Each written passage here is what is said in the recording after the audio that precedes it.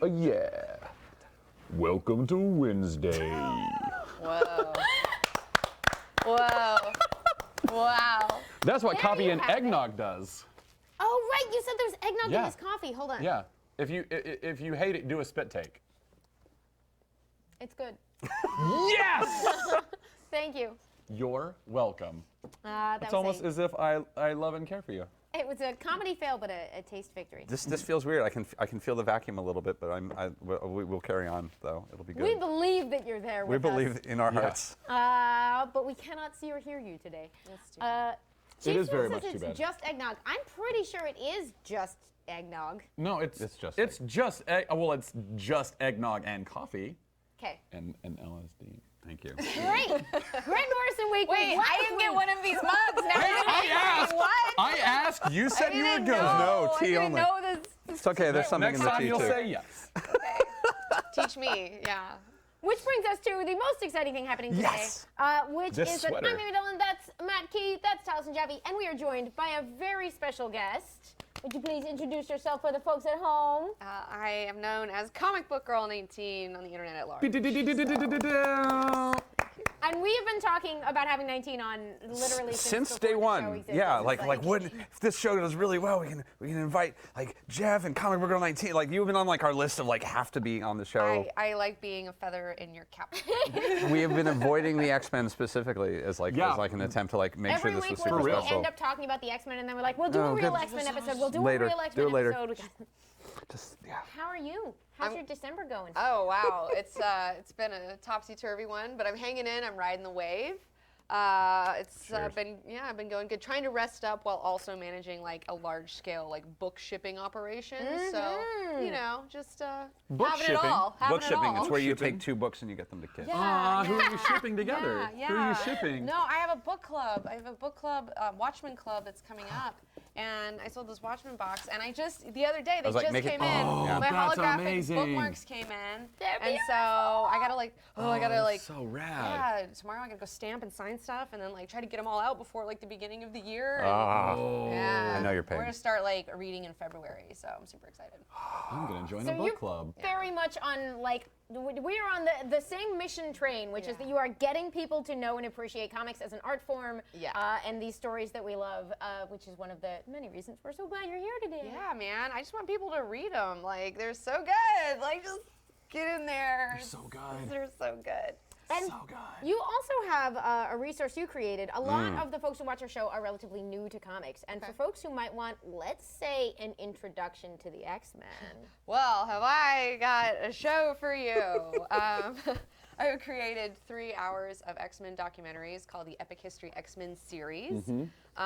Each are about an hour long. The first one covers how they came into being, the social circumstances, the climate that was going on at the time, through when they became A-listers in the Marvel Universe in 1975 with giant-sized X-Men.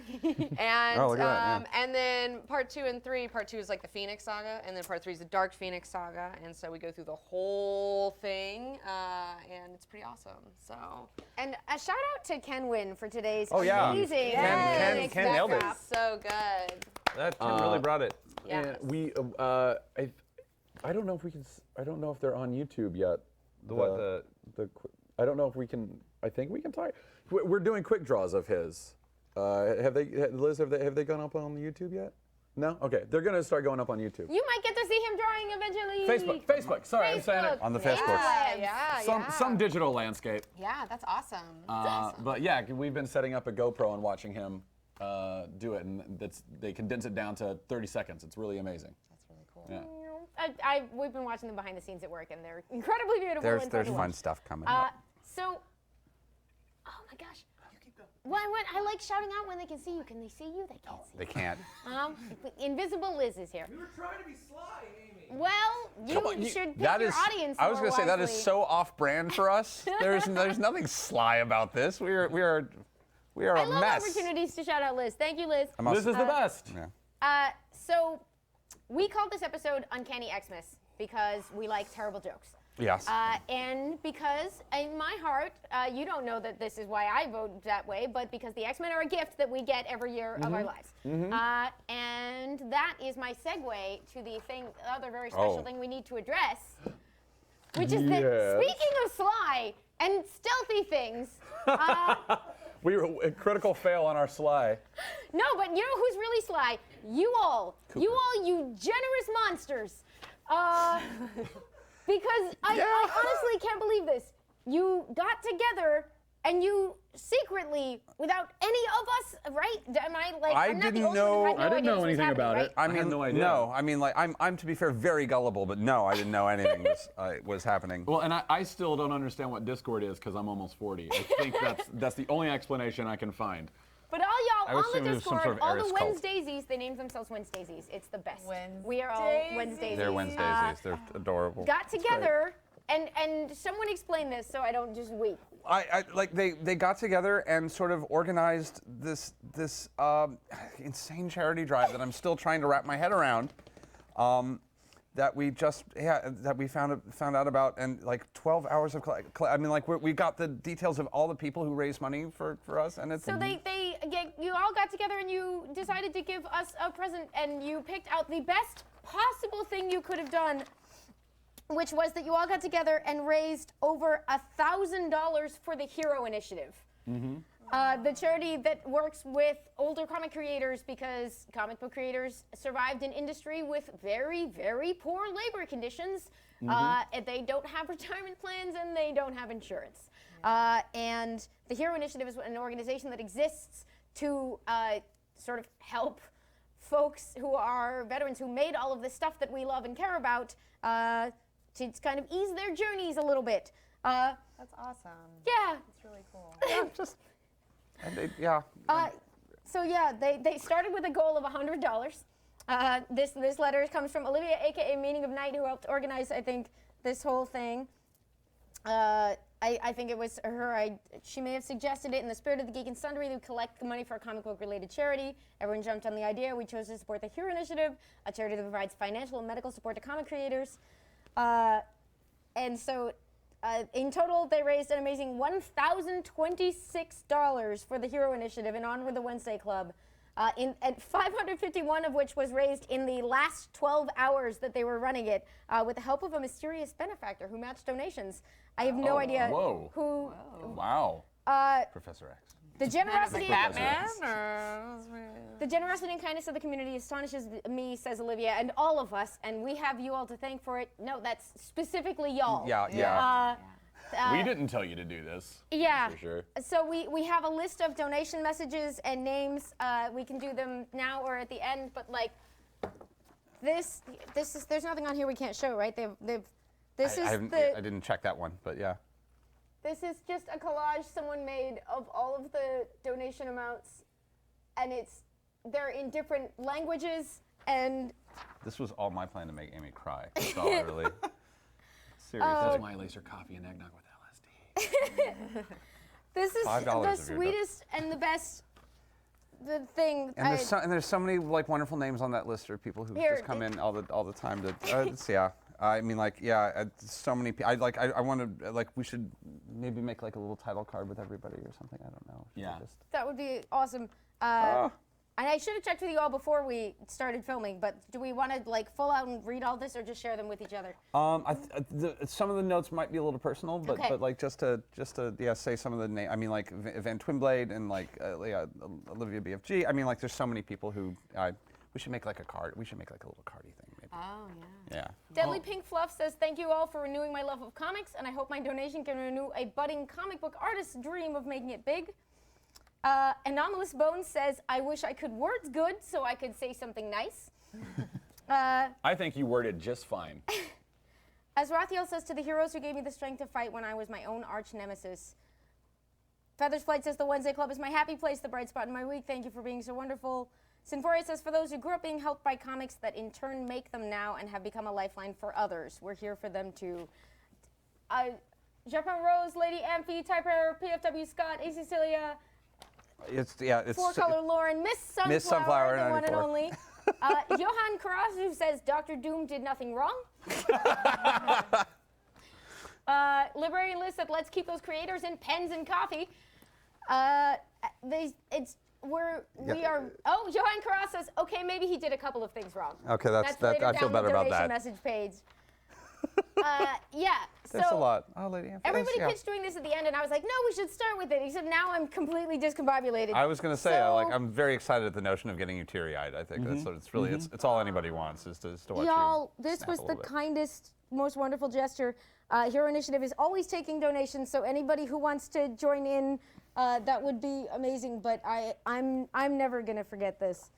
It's so lovely. It's overwhelming.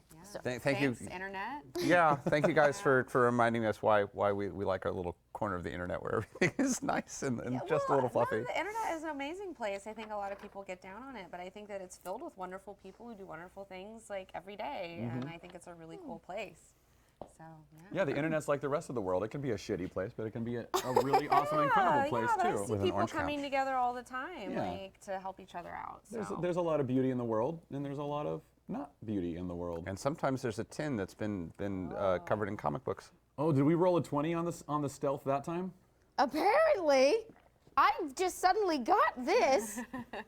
You can take a note of. Uh, Well, I do know who it's from. this is from J.A. Penrose, one of our most dedicated viewers And it is and one of our favorite people. I like that And I'm handsome trying to figure out spot. which specific issue. I think this is a Bilquis Evely Wonder Woman here. we have lost Amy. She is Well, gone. you put art all over the tin. Really beautiful. Who is this and whose cat is this? Is this Gambit and a cat? It looks like Gambit and a cat. I don't. Yeah, that's Yeah. just Gambit and two cats actually, technically. Where am I missing the Gambit with cats stories? This is Mother Panic. I'm Googling, That's yeah. Jody. She didn't draw it. Oh, Jody doesn't draw her own comics? Well, I'm making it sound like she did. Should I open the tin? I think you should open the Here, tin. someone open the tin. Am I opening the tin? I'll open the tin. So you know my friend, you know Sasha. We actually did this to his yeah. desk. We did this to his Oh, desk. really? His Sasha's great. entire cubicle we covered in like little cut. We did like little cut, like cardboard. Sasha's awesome. And then like 3 weeks. Oh my God. Oh my God. Oh my God. Are those Wonder Woman cookies? Wow. What do we have? They're not Wonder Woman cookies. They, Take a look. Take a second. Take a like, second. I just saw the stars in the. Think of a shirt. Oh my God. God, I'm an idiot. You're adorable. Well, like they were given to Amy, and I thought maybe those like Amy has a specific They don't tin. have my name on them. Well, I didn't see the notes. But I mean, I'll take all of them. No, oh, that's fair. That's fair. I'm trying to watch my weight, so I guess you can have all the cookies. I think you're looking Eat great. some cookies. Thank you. Thank you. We have Wednesday Club cookies apparently. God. Oh my God. Is that the logo? It's the logo he made up when we got some shirts. We got to make our own shirt through a weird Amazon thing, and they're like, have a logo together, and we're like, Rainbow. Yeah. Yep. Rainbow Wednesday. Rainbow Wednesday. Oh my God. So today is the gift that keeps giving, but we are here to, at long last, finally and officially talk about the X-Men. I thought you were gonna say cookies. I was like, we could have done that the whole time. Is there a good crossover? I'm trying to think of a good segue between cookies into X-Men. Trying to think.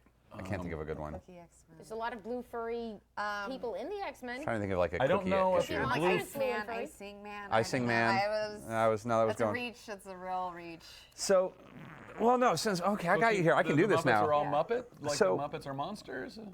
So as I wear my festive Xmas sweater, Which that is I'm amazing. so proud of. Very jealous. It's so comfy. It's really cool. Yeah, this was a good find. Yeah. What was like? What is it? Do you think that makes the X-Men like the X-Men are such a specific vibe, and they Yes. it's a specific energy that they bring, and it creates a certain kind of joy. What's your theory? Well, for me personally, it was, I love the idea of the mutants.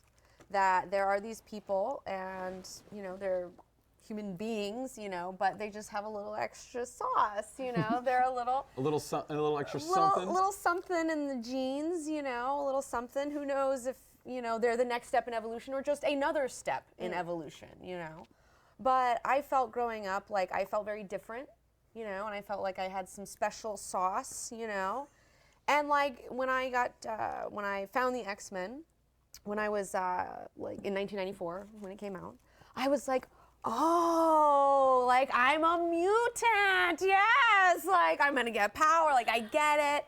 And like it also, the whole thing about how they find each other, like they don't necessarily mesh with their families. Some of them are kicked out of their families. A lot of them like don't have anywhere to go, you know, and they can't really relate to the people around them. So they find each other, you know, and they find the school and they work together to make the world a better place. And I believe in that, and I think that's really cool. And that's what I've been trying to do with my life. I've kind of followed their example a little bit, and Yeah, I can go along with that because I was raised in a very like conservative culture. Yes. Where like homosexuality was like, well, you know, like love the sinner, not the sin, like that whole thing. Right, yeah. I was in the Bible Belt, yeah. Yeah, where? Huntsville, Alabama. So, but it's like it's a really cool town. It's not. It Yeah. could have been like way worse. It's a town of engineers though, and you know, two people deal in absolutes: Sith lords and engineers. No, I was you know, and like I grew up in that. you know? Was that the Tom Lehrer? If you ever meet an engineer and want to wonder how they got that way? Yeah, they're a special group of people, and they're very necessary, and I love them, and I come from them. Many of my family members are Dozers. engineers. But, you know, I didn't really, that vibe wasn't necessarily me growing up, you same. know. I'm but Exactly. not of which you speak. yeah, but yes. I was raised Methodist, though, which was actually pretty chill. Like Nazarene, okay, so which it's, comes out of Methodism. yeah, like, and I did Sunday school. I did, you know, 8:30 service. I did Wednesday night Bible studies, vacation Bible school. man. Like, I did a lot of that You stuff. and I could have some. Yeah, I yeah. did seminary for a year. They were very tolerant of me, though, I must Yeah. say. Like, Oh, I same. feel like they were very tolerant of me and my questions, you know, in Sunday school. Yeah, same. Somewhere there was a board like, oh, we got another live one. I know. Oh, It's like, boy. I know they're hitting the button like, oh, no. So Oh. what in 1994? What was it that you said when it came out? The new version of the X-Men, Yeah. the animated series, The something else? animated series, and it just flipped a switch in my brain, Right here. and it was just like, this is what I've been looking for, you know, and I haven't stopped loving them since, because I feel like in a time when you're a kid and you're not in control of anything in your life, it can be really, really scary, and it can be a very terrifying time. You know, a lot of kids have a terrifying childhood, not an awesome, fun one. And so this was like something that helped me to cope with that, and like have the idea that there's a better future for me, and like it'll be fine, and like I just gotta keep my head down. I'll get out there, I'll find my X-Men mutant team one day, and it'll be chill. Before there was an It Gets Better social campaign, there was the X-Men. There was the X-Men. Right, yes, yes. Well, like going along with that, like I remember, despite being in that hyper-conservative culture, like seeing the X-Men and allowing that to influence my Christianity and like the morality that I had, like even alongside with the Bible, what I was learning, because I can remember meeting like gay kids in high school and stuff like that, and immediately equating them to the X-Men and seeing how the bad guys were in X-Men and not wanting to be the bad guys. I was like, well, I don't Right? I don't want to be I'm forgetting Do I Striker sound like a or yeah, Striker? I was like, I don't want to be Like, Striker. I'll reconsider, yeah. I was like, I don't want to be that guy. Like, the those guys X-Men are are dicks. I don't from- want to be dicks to people. Like, Yeah. so I guess I shouldn't act like 9/10 of the rest of the Yeah. church that I like. Yeah. I should embrace them and love them and Right. accept them for who they are, the same way that the X-Men would have me do. So Well, like, they're yeah. for exiles. And we They're took you for to Burning Man. outsiders. And then you took me to Burning Man. Yeah, but they speak to outsiders specifically, like Yeah. anyone who's an outsider. I mean, The thing that really struck me about it, because I was big into anime before the comic books really took over, and this was the first time I found something Western that didn't, where the characters I was supposed to embrace didn't deal in moral absolutes. yes. Where there were definitely heroic and villain moments, but especially the X-Men themselves, they were so amorphous about who was right and who was wrong about things, and it was much more about who reacts to stress with love and who reacts to stress with anger, and it was all What about is the stressor. It's the same bad shit happening to Magneto and happening to Sabretooth and happening to Wolverine, happening to Kitty Pryde. They're all having the same journey, but they're all reacting to it in these very different ways that are working out either really well for them or really badly. Yeah. That's a really good point, and a lot of Yeah. it is like it's not about living like somehow achieving a life without trauma in it. It's about all of these characters and how they deal with their Taking trauma. responsibility. And even like You know, because I always make a joke about the fact that like nearly all X-Men villains will end up joining the team at Yes. some point. Or running the school. Or running the school. Everyone gets to be headmaster for at least a week. A teacher, yeah. A huge part of it is that like empathy is so in the DNA of these characters that even when you cookie's tell really a good. story about someone handling their trauma wrong, you can ultimately be like, but even that was like you look to what put them in that situation and what would it take for them to climb their way back out. Yeah. I'm going to mention one of my favorite issues of like one of my most ridiculously favorite issues of X-Men, and it's just the dumbest issue, which is the Scott Summers goes to a mutant strip club. Wait, when did that? Is that with the Stacy character? No, this was Scott.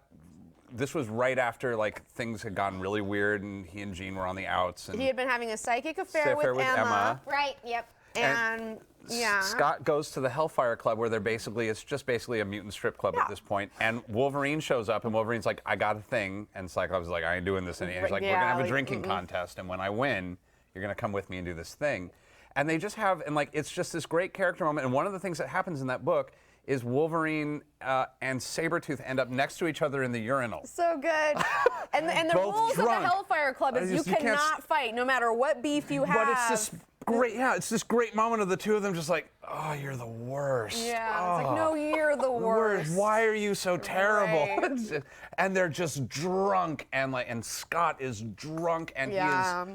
he is just making mutant strippers feel bad for him. They're like, you are a problem, man. Right, yeah, Like, do you remember that she's like, wow, you really know how to ruin a perfectly fine moment. He's like, yeah, it's my mutant power. It is his mutant power. Early 2000s? This is Morrison run. Yeah, this is the new X-Men Morrison okay. run. I will pull this issue out and put it in our It's pull so good. list for you. It's It so is. good. Thank you. It is. Yeah. I hate how like I've seen people online that have chided, been like, "Oh, Scott's such a loser that like he goes to the strip club, whatever." And it was like, you don't even know Scott. Like, get Scott- out of my face. Scott's like, my boy. Scott has Scott's been through my boy. so much. Like, you don't Oh. even know. Like, He has really been through a struggle. No, Scott's that kid. I mean, like he was like sad and he's emotional, and like every moment of his life has been people going like, "Why can't you be Captain America?" We're not asking a lot. and right, he's- right. It's just winding him up. Like, oh, Yeah. stressful. Yeah, but I like him and Emma together though. But I mean, I okay, know. think about Yeah, him this way. I Think about prefer him this them. way. Okay, so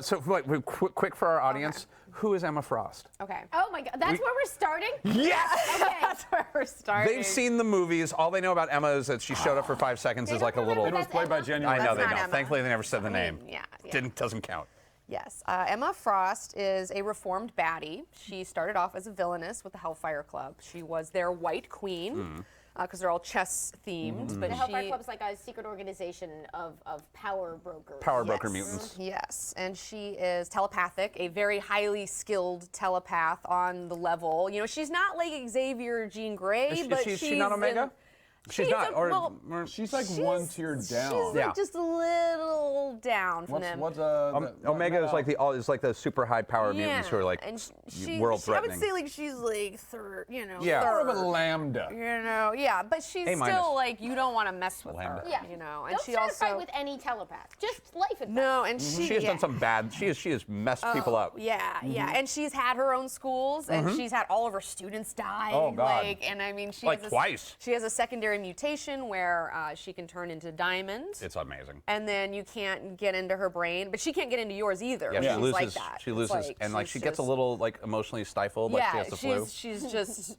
like There a she psycho. is. Yeah, she's a psychopath kind of a little bit. I that's a good love one. Emma so much. She's could so do that with that. sassy. She has so and like her and Kitty Pryde don't get along. Oh, I no, love they hate each that. other. Hate They each other. hate each other. And she had a great book. They did like The Adventures of Teen Emma. yeah. Did you ever read like the young read adult? Really good. The young adult Teen Emma was amazing. Interesting. And she was like she was like the kind of mousy of four sisters who's like Yes, I've seen some of overachieving that. parents were just pitting them against each other all the They time. introduced some of that later on in the Generation X run. Yeah. I was the only person reading by that point, but it's like I feel you. it was it's an interesting like There we go. Yeah. I love Emma Frost. She's just one of those characters I really get behind. Yeah, man. She's she does her own thing, you know. And sometimes, you know, I know she is into power. She does like power. That's She something does. She's into, but I feel like here's the thing about like Scott Summers. Okay, we're going to talk shit about Scott Summers, right? I'm bringing it. So this man has dated two of the most powerfully telepathic women on the planet. He has shared a psychic rapport with a phoenix and survived. It's like, and like, okay, they know everything. They know everything about him. So if you're, okay, imagine your girlfriend being telepathic, knowing every one of your thoughts, being able to see intimately into every detail of your psyche. And these women are like, what do they find? They find that they love him. You know, like, and like, that's a good man. Our running joke was washboard lobes. Yeah. Washboard Totally. lobes. Yeah, because he really is. Tight. I think it's the earnestness, though. It's the sincerity, like, that they love Like, about they make fun him. of him for being a Boy Scout. Right. But I think it's one of the things that they love the I most. bet it's just a beautiful field in there of just like a sincere desire to be a good person. Damaged orphan trying to do his best. Yeah. So that actually brings us to, let's quickly, Please, if we can, guide us. because we jumped straight into I couldn't help it. further development, and I love that. But can you hand me the This end one? there? Yeah. Is that the one that you're talking about? Yeah. That one, Who are Amy? these guys? Well, I mean, that's the X-Men. This is the X-Men. The first class. Yep. Original. The actual literal first class, depending on whether you're counting that whole Deadly Genesis thing, which I like to forget We exists, forget even though exactly. it's one of my favorite writers. So X-Men history is a big, funny, internally contradictory mess. The thing that you were talking about during the Morrison episode, where there's an essential quality that, like, an emergent property that fictional characters and ideas create, where, like, you I love can that you say get me. this. Thank you. What? I love that you get me. Thank you. Carry on, sorry. Well, it's one of my favorite ideas. This idea that, like, that there is such a thing as this is or isn't Superman, when Superman is a made-up thing determined by hundreds of people, but there is still a quality where you can read a story and be like, that wasn't Superman. Yes. The X-Men have this in a very interesting way, where they have only grown by people smashing apart all of the stuff that we know about them, but there is a very clear sort of what feels like and doesn't feel like the X-Men. In fact, there's now 55 odd years of history with them. Yeah. And so we are getting to a point, I think, where some folks' versions of them, like, may be starting to diverge, but everybody agrees on the basics. Yeah. So you're gonna get a lot of, like, real sincere disagreement about, say, whether Professor X is a good person. Yeah. And the problem is that everybody on every side of that argument has actual text evidence they can go to, because over the course of 55 years, there's a lot of, like, this is why talking to X-Men fans almost always involves them being like, oh, I don't count that. Yeah. Because there's been so much. Oh yeah, and I'm a fan of the notion that Professor X is definitely a person. Yes, right. And like going from there and being like, it's okay, like no, like anybody like that is going to be, oh God, what we have a great phrase for it in this day and age. What is it? Problematic? Problematic. Like I love the idea of problematic Professor X. Of like that he's definitely not a saint and he was a terrible father. Yeah. And has made Is a poor decisions with manipulator. women and is a manipulator. Manipulated, made a child army. You could argue. You could argue he militarized children and sent them in to Yeah. fight his ex-roommate. Right? I mean, the thing is he is, I mean, again, he's a telepath, and like those people will essentially be manipulative. Oh, yeah. That's who That's they their are. power, like at the core of who they are, like being able to like jump into someone's brain and be like, you should go do that. I would You know love. what? I should go do that. I will. I need to remember this. I Don't worry about it. I would You love know? to see them cover that. That's a storyline I've always wanted. Was some sort of realization that from that character possibly. I would love to see this of Professor X realizing that there's always a low key regenerative wave out of his brain. So like his very presence makes people want to do what he wants them to do, and he doesn't know how to. He's never trapped turned in it a off. bubble, too. And there's just a little bit of a bubble of like people just. Okay. Tend to agree with me when I want them to. Okay, can I put some weird shit out there in the universe here? Oh, You know what? No. Not Can I on. put it out? Okay, I'm sorry, thank you for asking, but I got no. some. Okay, so you're telling me, Professor X being like the most powerful telepath on the planet. So right? his name is Charles Xavier. Oh, He's got one a of the thing. most powerful telepaths on the planet, and depending on the version of events, he's one of the sort of early, like, essentially becomes a genetics expert in Corkin. studying himself Yeah. and ends up gathering the first sort of examples, some of the earliest emerging examples he can find of folks with this strange trait that you alluded to, this extra genetic something. Or maybe just the best, coolest, most powerful ones he could find. He's built- You he's could get- argue How they that. tell He's putting a band together. Yeah, He's putting a band together. Yeah. Or you could it's in some versions of the story, like he finds this initial set of essentially students and gathers them to him to train them in the use of their powers at an institution which goes in and out of being sort of a proper school, but in theory is the Xavier Institute for the Gifted Youngsters. Gifted youngsters. Gifted youngsters. And Westchester, New York. Gray Malcolm ends up Lane. operating a secret superhero team out of there when it Yes. turns out that some of the other folks who have these gifts do not have the best interests of wider humanity at heart, and Magneto's stealing nukes, and he needs those kids to go out and fight them because what are you Yeah. going to call the cops on Magneto? You're not. Right. Okay, so that's Professor X. Put the weird shit out. Okay, so Professor X, he's got these young kids. Yeah. All right. Specifically, Jean Grey's in the mix. All Yeah. right? There's even in the older comics, there are thoughts where he's like, he's a little weird. The question of Jean's whether he kinda kind of has hot, a crush you know, on his like- teen Yeah. student is Oh my God, I everybody forgot about but that. Oh, no. Iceman actually is like, Jean's kind of hot, every single one of them. But like, okay, so you're telling me, and also during the Annie Richardson incident with Jean Grey, okay, so Jean Grey is a telepath. She comes, or telekinetic. She starts Telekinetic. off as a telekinetic, Yep. becomes telepathic So initially later. there were 5 students. They're these guys from the cover. There is one girl because token girl, but at Because least girl. she's in there. And she has the power to explain to you that she is moving along with her mind because Yes. it's the 60s. Yes, Uh, yes. Whoop, whoop. But I dearly love all of the original X-Men. I just also enjoy laughing at them. It's laughable. It's okay. So Jean Grey So starts with at telekinetic one powers. point, before she joins the school, years before she joins the school, there was an incident where she and her friend were playing with like a ball, and the ball goes into the street. Annie, her friend, goes into the street, gets ran over. Jean comes over, grabs her friend who's dying, is trying, and then the trauma of this, because trauma and puberty make your powers Same thing. happen. Tends to trigger the Same X thing, gene. yeah. Your mutant thing can trigger, and so she was triggered, and she was holding on to her friend's psyche, trying to keep it from going over to the other side. Right. And she felt death, like she felt her friend's soul like slip away to the other side. And in some things, the Phoenix intervened, in some things that it just snapped, and then she was out of it. But she was changed by this, and Professor X came in and helped her and got into her brain and like helped her with this whole incident. And so he was very intimate in her head as a child even. And so later on she comes into the school, he's working with her. She eventually goes beyond being telekinetic to being telepathic as well. You're telling me that these two telepaths never like hooked up in their brains? Like Weird. Yeah. No. I they mean, never did, because no one could ever be as intimate with each other as they can telepathically. Like, Do you mean later when they're grown-ups? yeah. Okay. As they mature, not like, Yeah, not like I in was- a and also, crazy and also, way. That is some weird gonna stuff I don't wanna I'm going to touch. say also possibly not physically, but But not, possibly, no, I'm not saying not physically. I'm not saying physically. I'm saying they had a mental affair for years on the down low, and nobody knew about it.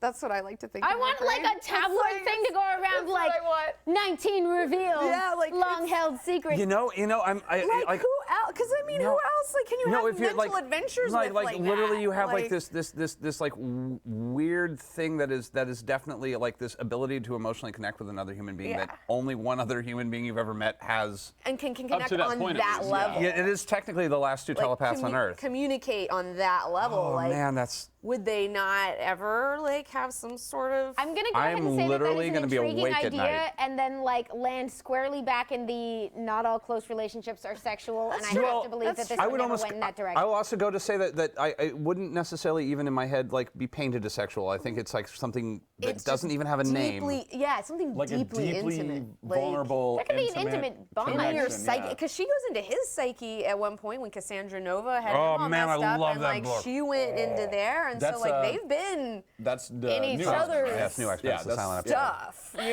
like, and if you've seen each other like that forms upon that. See, and that also makes, because there's a whole bunch of telepaths in the X-Men Yeah. universe, and that also makes me even happier, the notion that all the telepaths are kind of having these weird, interconnected things. They have except to be. They Quentin, have to be. Except Quentin, because he's weird and they don't like him. And that's why he's so That's why he's so mad. fucked. That's why he's so mad. Cellophane, because they trade the cellophane brain. 'Cause it's like his brain looks weird and is hard to get a hold of. Yeah, he's too So slippery. he doesn't get to have the interconnected. That's why he's so emotional- mad at the cuckoos all the Oh, time. yeah. Oh my God. What is their Such an immediate problem? rapport. Like, yeah, but that's here's another thing I love about the X-Men is their relationship. Oh, That's it's such, okay. It's like the like Teen drama. who they is have with drama, so who? you don't have to. Yeah, The X-Men are the original sort of soap opera comic as well. We should, just to get a little Man. paint a few more pieces of the history here. Yeah. The X-Men come out of the, I mean, I'm highly biased because I love Marvel and I love Marvel characters, but easily in the top 5, if not the greatest period of like burst of creativity in the history of comics was the early 60s in Marvel. Sure. When Stan Lee and Jack Kirby and Oh, Steve man. Ditko and a few Doing other it. people just went nuts and created the universe. Granted, That's things, what happened. The Big Bang. Yeah, the Marvel Big Bang. The big Excelsior. They Yeah. had Captain America, but basically almost everyone else you've heard of was created in the span of like 3 years. Yeah. In a tiny office in New In York. the mid '60s. Yeah. By predominantly 3 people.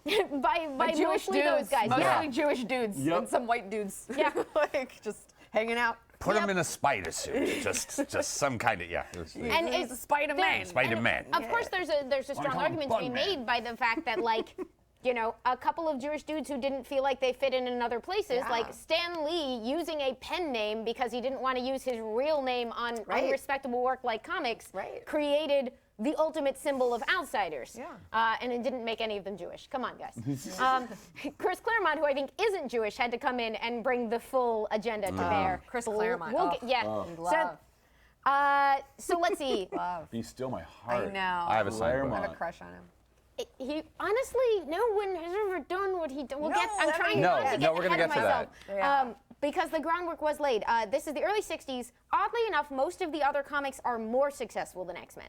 The X-Men, like, they do Yeah. okay. They do okay. They're doing Yeah, okay. they do all right, but like they never do gangbusters. It's not until 75. Not until 75. They were always like one of the least purchased like Top of the C tier. yeah. They went into reruns at one point, so they started. They were successful enough to last and to make Yes. appearances in other comics and get some cool guest stars. Yeah. There were some good periods. Let's see. I think we threw. Great note from Chi. Thanks, Chi. They Yeah, are, Marvel early Unlimited is X-Men great. issues are available in Marvel Unlimited or reprinted. This There's is a couple. 1965, 66. The beginnings. The beginning. 63, I think. Is it 63? It's early. 63. I thought it was one of the last things. All right, whatever. Like, And those stories, while they're interesting groundwork, they don't blow my mind like the No, original. no. Like, I mean, like Yeah. it's very. Old Fantastic Four will actually blow your mind. Old X-Men is sort of like a fun curiosity, but they did fun. like the concepts are there. Yeah. And we threw X-Men 1 in the thing, so if we can look at. I threw a couple X-Men of number early 1, yeah. examples. X-Men number 1 introduces the whole team. Introduces Professor X. They're X-Men versus Magneto, Earth's most powerful supervillain. Don't miss this fabulous first issue, the strangest superheroes of all. can Jean's just chilling in the back dancing. can I say that my favorite? There's 2 things about this cover that I love. I love that Iceman is throwing snowballs at a dude who can, like, what is he doing? You know, he's just throwing here to snowballs. help. He's here to help, Matt. I'm Iceman. Here's the snowball. I'm also gonna add that the snowball somehow came in contact and stuck to a magnetic A field. magnetic Yeah. field, exactly. Yes, But for years, not until like maybe 10 years ago, did I realize that Angel is not holding a telescope. Yeah. He's some kind of bazooka thing. It's a bazooka. It's a but Why for would you think years, he had a telescope? I don't know, but every single time I would look at the cover, I'd be like, why does Angel have a telescope? He's Like, not even looking through it. No, I know, but like from a distance, you like for like years, I was just like, and then I was at my first Comic-Con and I was looking at the issue up close for the first time in my life ever, and I was like, look at the that's not a telescope, that is a bazooka. I was about to say that is almost the perfect last words of. That's not a telescope. Telescope. That's a. Yep. And it always Magneto confused was me. saying the same thing in that picture. Yeah. It was yes, Chief. It is very cute and innocent, Yeah. just like me. Well, did you guys in your head call Magneto? Yeah. I've 'Cause met I have people a- who did, I know a bunch of Magneto. yous. Yeah, that's what I. Magneto. but I I- find it nuts. Yeah. Magneto. I used to call them Centennials because I mispronounced it when I was a kid. Thanos or Thanos? Yeah. Ooh, I Thanos. switch. Thanos. I usually Well, it's also say Thanos. Thanatosis. It's Thanatosis. Because it's based Switch. off of the Thanatosis. But The I Greek word love for the death, story yeah. that apparently like Darkseid or Darkseid. Oh yeah. Darkseid. I like Darkseid. I like Yeah. Darkseid personally. Yeah. What I heard, what I think Mark Evanier tells people is that Jack Kirby basically used to just go with you no matter how you said it. So the wars would get really intense because people would be like, I met him. I talked to him about Darkseid. I know that's right. And the next person's like, I met him. I talked to him about Darkseid. Yeah. He did not correct me. Right. And it's just like, oh, Kirby. And by Kirby being nice, you somewhere eliminated me. just like sitting in his boxer shorts going, Drawing. Just drawing. Yeah. Chomping on a cigar. I Yeah. created Chomping on 7 a more cigar. characters while I was thinking of that. Yeah. So So my good. other favorite thing on the cover is that it says in this like sensational Fantastic Four style because marketing is marketing, y'all. Yeah. And if you have a hit comic on your hand, you're like, here's another team, you might like them. Yeah. Yeah, and you can hear Stan Lee behind every single syllable of that. Like, Yeah. from the sensational people that brought you the Fantastic Four. those Spider-Man toys are flying off the shelves. Yeah. So pretty early on, we get a bunch of really notable other additions to like the other things that come out of these are characters we still know and love. X-Men 4 is in that bin, I That think. might have been one of the first ones I ever picked up. I had X-Men 4? I had the first appearance of Juggernaut. which Nice, is X-Men 12 or 13? 12 or 13, yeah. That was one of the 12. first like classic comics I ever owned. So Oh, so man, I'm X-Men so 4 jealous. I've is always wanted that one. It was really pretty. practically the first thing they do is meet the Brotherhood of Evil Mutants. Yes. Which There we are. introduces Who there were we go. giants at the time. And I love that it's only 3 issues later, but it says featuring the return of the dreaded Magneto because they have to work hard to get your attention on these comics. Yeah. So that's Toad, that's Mastermind. Mastermind. Scarlet, Quicksilver. the not so Scarlet Witch at Yeah. the moment. She's not ripe yet, apparently. And Quicksilver. Yeah. And I love that Toad looks like Igor from like a Frank. It's like, lost Magneto. Yeah. He's a Toady character literally just named Toad because other guy sometimes looks- we just call things what they are. Yeah. And the other guy's Vincent Price. I'm Vincent Price. And it's X-Men, the most unusual teenagers of all time. So they're playing on several things, which is that, first of all, coming out of the 50s, there was a fascination with teenagers. Yeah. Starting to tell stories about, like, young people There were so being many of them. worried about their potential, being Teenagers. excited. What are they? Where do they come from? Right. Do they want things? Yeah. Let's find out. They came from World War II. Two. Yeah, like that's exactly. baby boom. It's going well. Like haven't like I think like and not anthologists. It's like Anthropologists. anthropologist thing. It was like anthologists. That's not right. Have said like teenage culture started like really like in the 50s, right?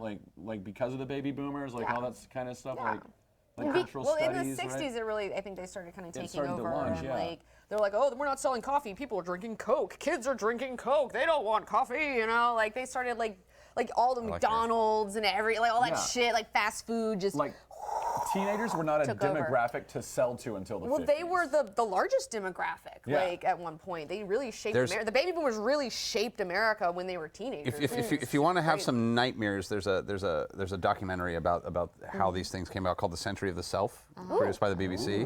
If you ever want to delve into some interesting dark terms of the origins of marketing and how they came up with after World War II, how they came up with the idea of segmenting the population and using Freudian psychology to things like things like cake batter, like instant cake mix. Yeah. And how they were like having trouble selling instant cake mix, and their whole thought was like, just add an egg. Tell people to add. You don't need to add an egg. Right. But if you tell people to add an egg, and then like there was like a whole thing of how what? That's so, It's so yeah. crazy. Marketing So, is yeah, mad. so, I'm like- actually fascinated by that because it did a bunch of sinister stuff as well. A bunch of marketing in the post-war period was aimed at sort of tricking women to get back in the homes, but also playing on their like finding exactly the right way to capitalize on the like trap that women were in mid-century America by appealing to them as like, you're a smart consumer. They invented different kinds yeah. of laundry so that it'd be Yeah. like, you're doing something with your brain. Well, there was a whole thing in the documentary when if you go in, which I swear will relate to this, where they talked about the cigarette companies trying to become part of the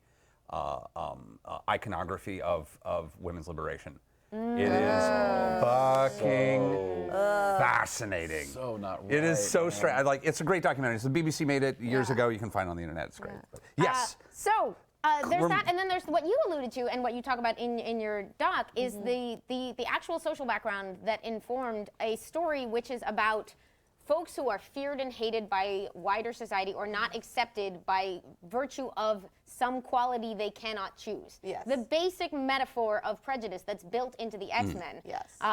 That like is about like, what do you do when you're in that situation? You didn't create it, you don't have a choice about it, but are you going to be Magneto or are you going to be the X-Men? Well, and it also came out of, the civil rights movement in the 60s. Yeah. Like, the first issue of X-Men came out a few months after the I Have a Dream speech. I mean, like, it came right after. Like, it is absolutely influenced by Dr. Martin Luther King's ideologies versus Malcolm X's ideologies.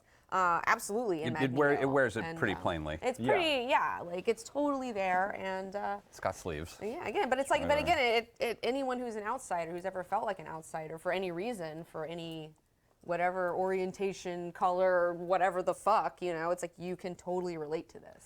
So that was in the genes of the X-Men. Yeah. And they, through these early years, from 63 till they go into reruns, like they do keep introducing characters who are going to be incredibly important and that we remember to this day. There's a notable Neil Adams period, a legendary artist who did a chunk. I think I put the Polaris cover. No, the Polaris cover is Polaris, Steranko. so good. I think, but I labeled something Adams. If you happen to see it, it's in like the 50s.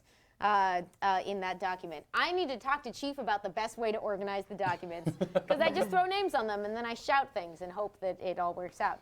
Well, before we get too much further, do we want to give like quick little summations of like the core? So this is one of the notable. This is she has the best costumes. yeah.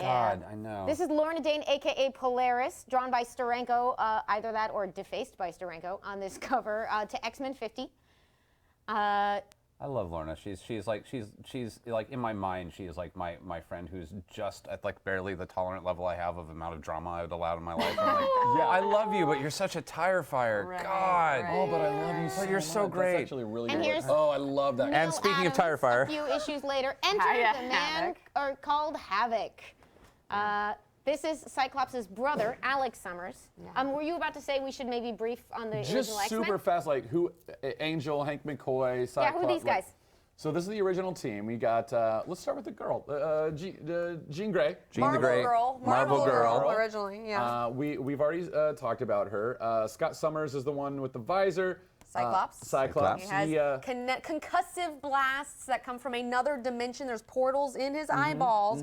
These are not fire, they're not hot, they're not lasers. Although It be is careful if you're concussive following force. Gail Simone on Twitter because she is a troll and she is very dedicated to the She idea. was trolling me on there the other day. Oh, no, yeah, she's I trolling was like, it. yeah, She I just did. does. It's I just did. a I was bit. like, It's girl, a you bit trolling. she's doing forever. I said that she was trolling. I was like, you trolling? Like, stop. She's you know? yep. They see me trolling. Yeah. They see her trolling. She's the best. So the visor is ruby quartz, and that keeps the because if he opens his eyes, the portals It just are opens. open, It just goes, and the "Brrr." concussive blast is just like it's uncontrollable. It doesn't stop. So Can't he stop, has to won't wear stop. the Can't stop up that. has to wear the Scott visor Summers. at all That's times. Scott Summers, baby. Yeah. Angel Constant shades. Is Warren Worthington III. Comes from a very wealthy family, the Worthington family. He's handsome. Beautiful, beautiful. He's a Very playboy. incredibly handsome. Yeah. It's tough to be Warren Worthington. Yeah, he's got the yeah. best abs. I think, Endless of all the succession of X-Men. wonderful girlfriends. But He has the mutant power to look even better. That's kind of like the wings are just like hi. Other you know, mutants tend to get mad at Warren because they're like, yeah, good luck with your curse of having wings. And being rich and And hot. being rich and super ripped and hot. Unfortunately, this does mean like later on his life actually sucks. Yeah. Of course, Yeah. of course. So, And then- so much shit comes down for Warren Worthington And in the then Bobby the Iceman Drake. Yeah. Bobby Drake, who is he's kind of been like this weird, sweet, adorable douchebag for like Yeah. he spent years being the like the guy who lectures everyone on the proper way to drink a Guinness. I'm kind of glad that he's gay now. My God, they Yeah, fixed I love so that. much. Yeah, Like, it just makes it make so much sense. I know, like it the finally came. whole Like, oh, time. thank God. Because he was the only one who didn't like Jean. It's like, And like just and like It those is one of those, like- weird iffy relationships with women that always fell apart because he was just kind of shitty about the It whole just thing. didn't work out, you know? No. Like, Never- they just didn't yeah. work out. I think like did like Kitty Pryde was like I think like somewhere mid issues you stopped calling kind of like right. I forgot they had a thing. they had a thing that was like so not a thing that literally Much like later. it died between issues. Yeah. It's like you just what's your problem? But 60s Bobby hottest girl in Drake is X-Men. covering it all up with a smile and a Yeah. joke. Right. Yeah. So And he's the he's- like goofball kind of Goofball. kid on the team. And he was always the younger of the team, Yeah, right? he's Yeah. the If I remember youngest. correctly. Yeah. Bobby. And, He's- then, yeah. then Hank McCoy. Hank McCoy. My boy, Beast.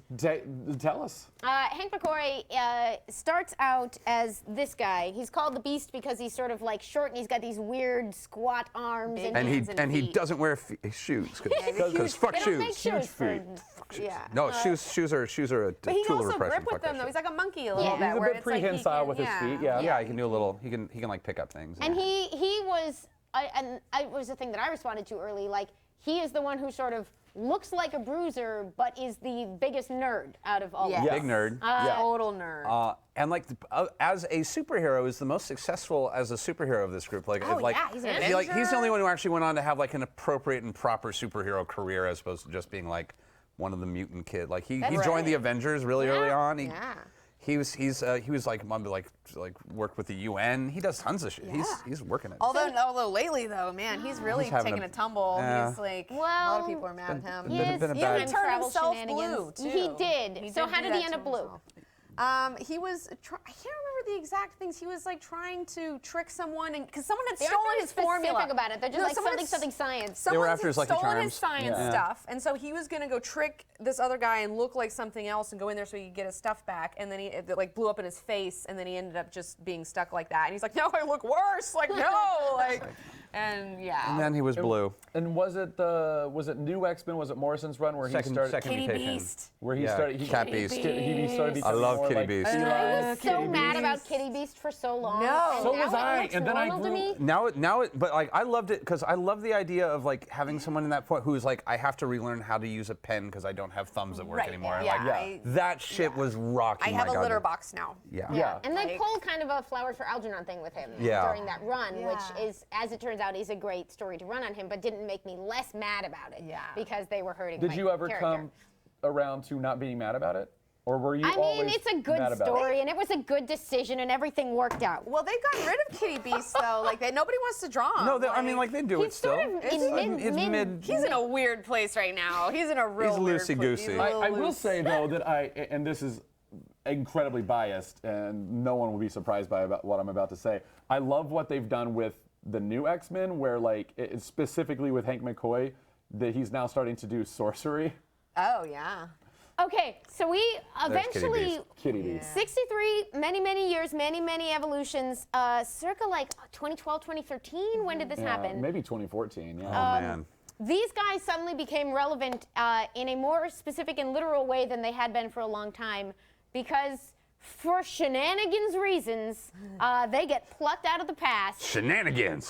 They land in the Total present and they shenanigans. get Favorite stuck restaurant. Yeah, now they're stuck here, and that's where they're currently still stuck here. Here. You can read their adventures right now in a book called X-Men Blue, Yes. which is literally about the young, time-displaced X-Men. But in part, that is about 60s teenagers stuck in the 21st century. It is amazing. it's pretty I, great. And then- I do love it. Yeah. It's so good. And then it's like, it's like, There are they they are. going to repeat the past? Are they going to, I know that like Jean and Scott are just like trying, just like, No. we're not going to do this. Like this is a huge mistake. We see what happened. Like let's just go our separate ways. But And- you know they're going to end and- up. Yeah. You know they're going to get together. And at some and, point, and Bobby's like- doing the maybe I should just give up and make out with some dudes. I Yeah, think no, I'd just Bobby's be just happier. straight up gay now. Yeah, Like, he's like, he's fuck like- it, I'm done. It's but his the other second Bobby chance is- at being himself, which is But the other Bobby's still around, and then Yeah, the other adult Bobby Bobby. isn't gay, and so he's like, Well, hey. he's- Have they gone back? Because they. He's gone back and he's like, I don't know what. Like is he's he going doing. back? He's kind of doing the like, I gotta figure my shit out, right, man. yeah, oh, like yeah. he's freaking I out a bit. I might be by.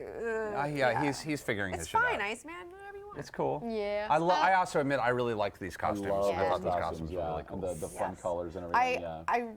I loved Teen Jean Teen Jean. Teen Jean. having to hang out with Emma Frost. Emma hates Jean. Well, yeah, Like, but Emma and Jean were like literally like Emma Frost is almost like the reverse Jean Grey. She's like that Yeah. like bizarro Jean Grey. They are Anti-Jean, yeah. anti-Jean. Yeah. And there's a whole issue where the two of them are just having like psychic combat. They're just sitting for hours, like. Yeah.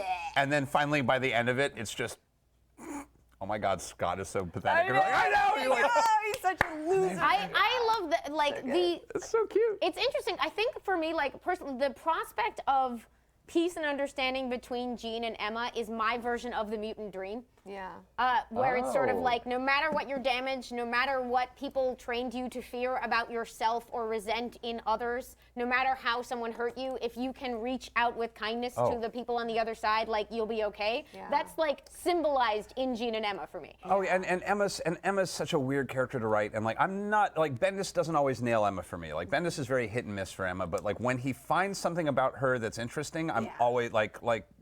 He even did that weird. There's like a weird panel in one of his books where like it's just her sleeping in her bed, but he has her in that weird downward dog, like she's sleeping curled up like in a weird ball, like a kid. Yeah. And it was just like that's so telling. Yeah. Oh, they're so. So we haven't gotten there yet. Yeah, no. But we have got Polaris and Havoc and some other supporting cast members, but unfortunately the book isn't doing well enough and it goes into reruns, which is literally they are printing old issues with new covers because there was no Numbers. back issue market and you're just buying these things randomly and they assume you aren't keeping that much track anyway. Yes. Until the last rerun issue is 93 and then what's the piece of the story? I feel like maybe when we talked about this a bit when we did our Len. We did, and there's a documentary. I'm sure have you seen there's a micro documentary just on the Claremont era, just because it's such an unusual thing in comic books.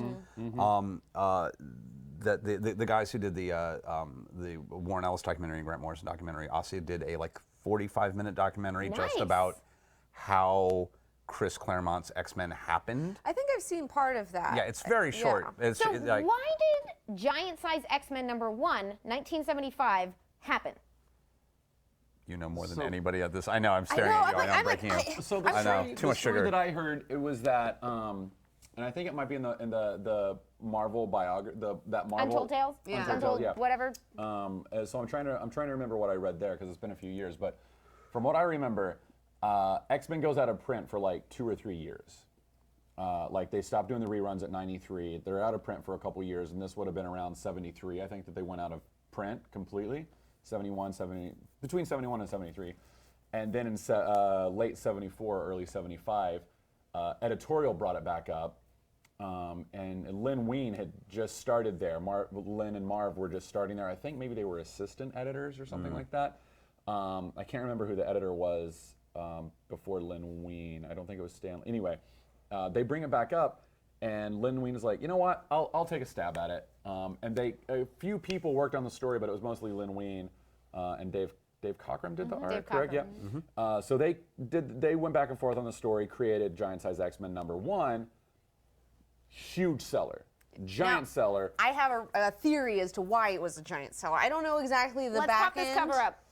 Time. This is the big. This is where everything starts. Okay, Yeah. but I think one of the reasons. I wonder if our theories are the same. One of the I'm excited to hear this. reasons I think I've been doing some digging here is okay. So at that point, the Vietnam War had been going on for a long time, and like literally a month or two, Giant Size X-Men comes out like right after it's over. You know, they signed the treaty. It's like we're done with this war. Everyone's so excited, and in this specific comic, you have all of these kids who are on this tropical island that is sucking their life energies, just like Vietnam was like sucking the life energies of the American youth. You have another team who goes over there, and then what do? They get Krakoa, the island that is a living island, and then they shoot his ass into space, and they're like, get out of here. And like, it was just the sentiment that everybody felt They about the rescued end of the 60s Vietnam kids War. who got trapped in the jungle. Oh my! How have I never put this the fuck together I know. before? I can't. Yeah, I totally like. Whoa, there's- yeah. no, We gotta get the. If you can find the cover, the Giant Size X-Men #1 cover should be. I hopefully labeled it in some kind of way that makes sense. Yeah.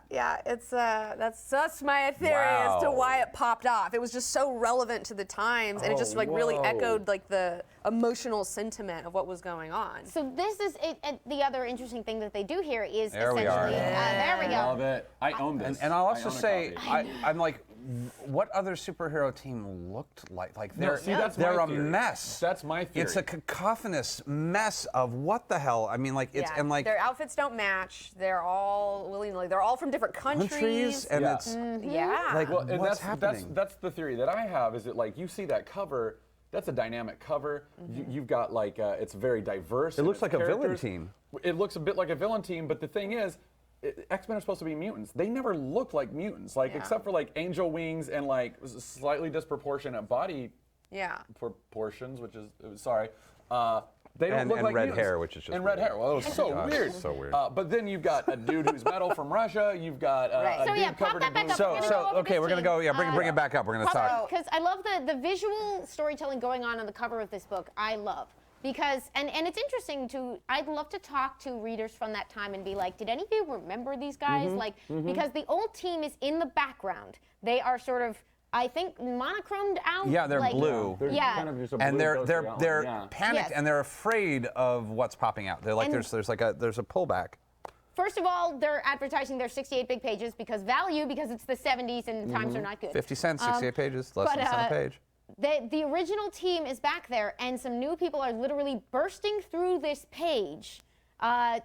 Cyclops is in both groups, which is very interesting. But also Cyclops is in the back of the new group, which I really love. And the people, and at the time, you would not have recognized any of these. You might maybe recognize this one-off villainy kind of character Hulk from villain. Hulk comics. who was just a couple months prior to this, and he was only Yeah, but one. the costume was different enough that you probably didn't because they changed the mask. he had little whiskers and stuff. It was Yeah. really cute. So that guy, and I was wondering who liked the whiskers. I finally found out. It's good to get rid of them, Man. but they're Were you? I was gonna say, are you the whiskers Wolverine person? Yeah, God damn it. no. Bring back the whiskers. You heard it here first. .com. We read the first couple pages of this when we did our tribute to Len Wein, because it's sort of astonishing how well this issue holds up as X-Men storytelling, and how quickly they land right on the theme, which is best exemplified by Nightcrawler's intro, which is a guy who literally looks like a demon getting chased by a mob with pitchforks Yeah. In Germany. in his native Germany, and sort of goes like, why shouldn't I just attack all the people here, and then has someone talk him down from the edge of justified violence. Yeah. Well done, Chief. Oh God, yeah. Not You know quite. what? Right, bring back the whiskers. You know what? The original intention behind the claws was not that they were mutants. They were attached to the glove, and he just knew how to use them really well.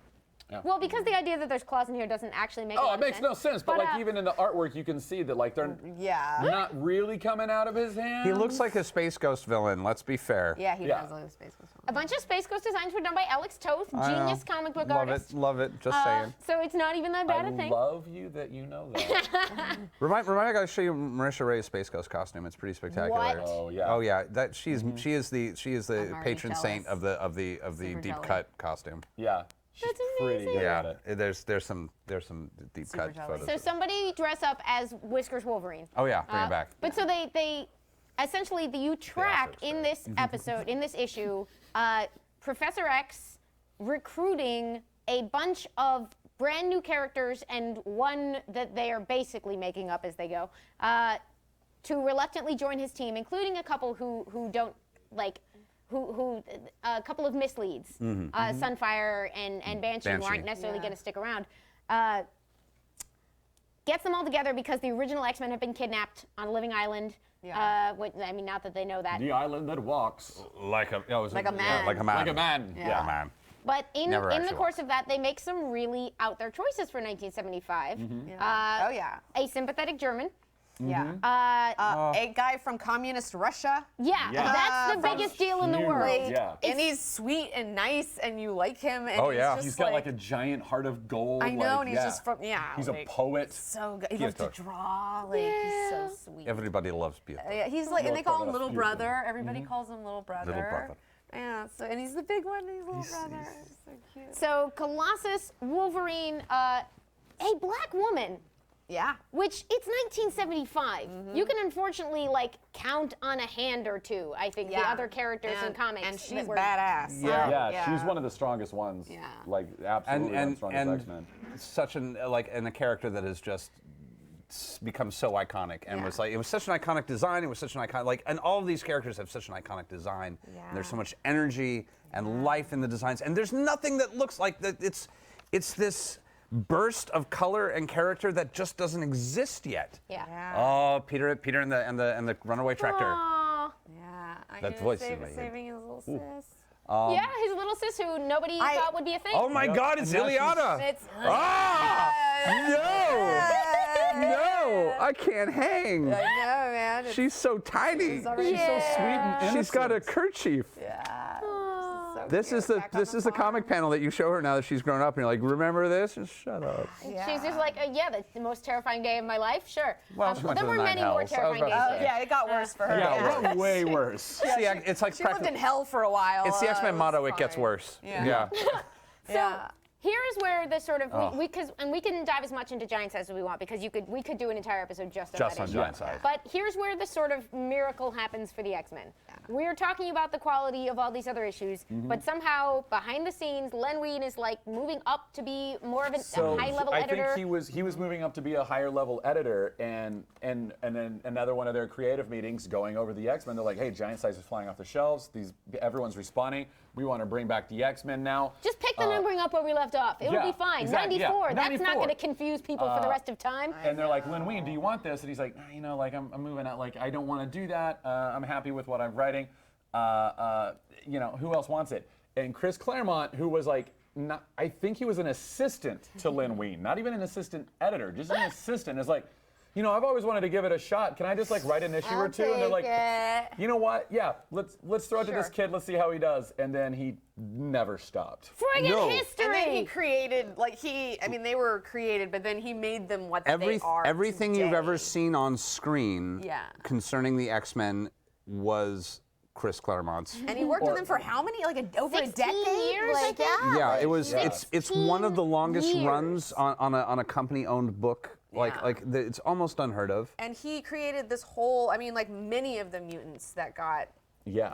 Almost all of the mutants. There's one guy. One guy, and he was over all of them, and he had all these different titles. And in fact, even though I'm not a big fan of Marvel events, the X-Men had the first Marvel event, the Inferno thing was all him, and I love Inferno so much. I know it's I such just a started soap reading opera. it because that's one story that was one X-Men story I know. I just have never actually It's read hard the to comic. get. It's not really. I don't know if it's in print right now, but when I was looking for it, it was $200 to get an old version of it. And So I paid it. good thing.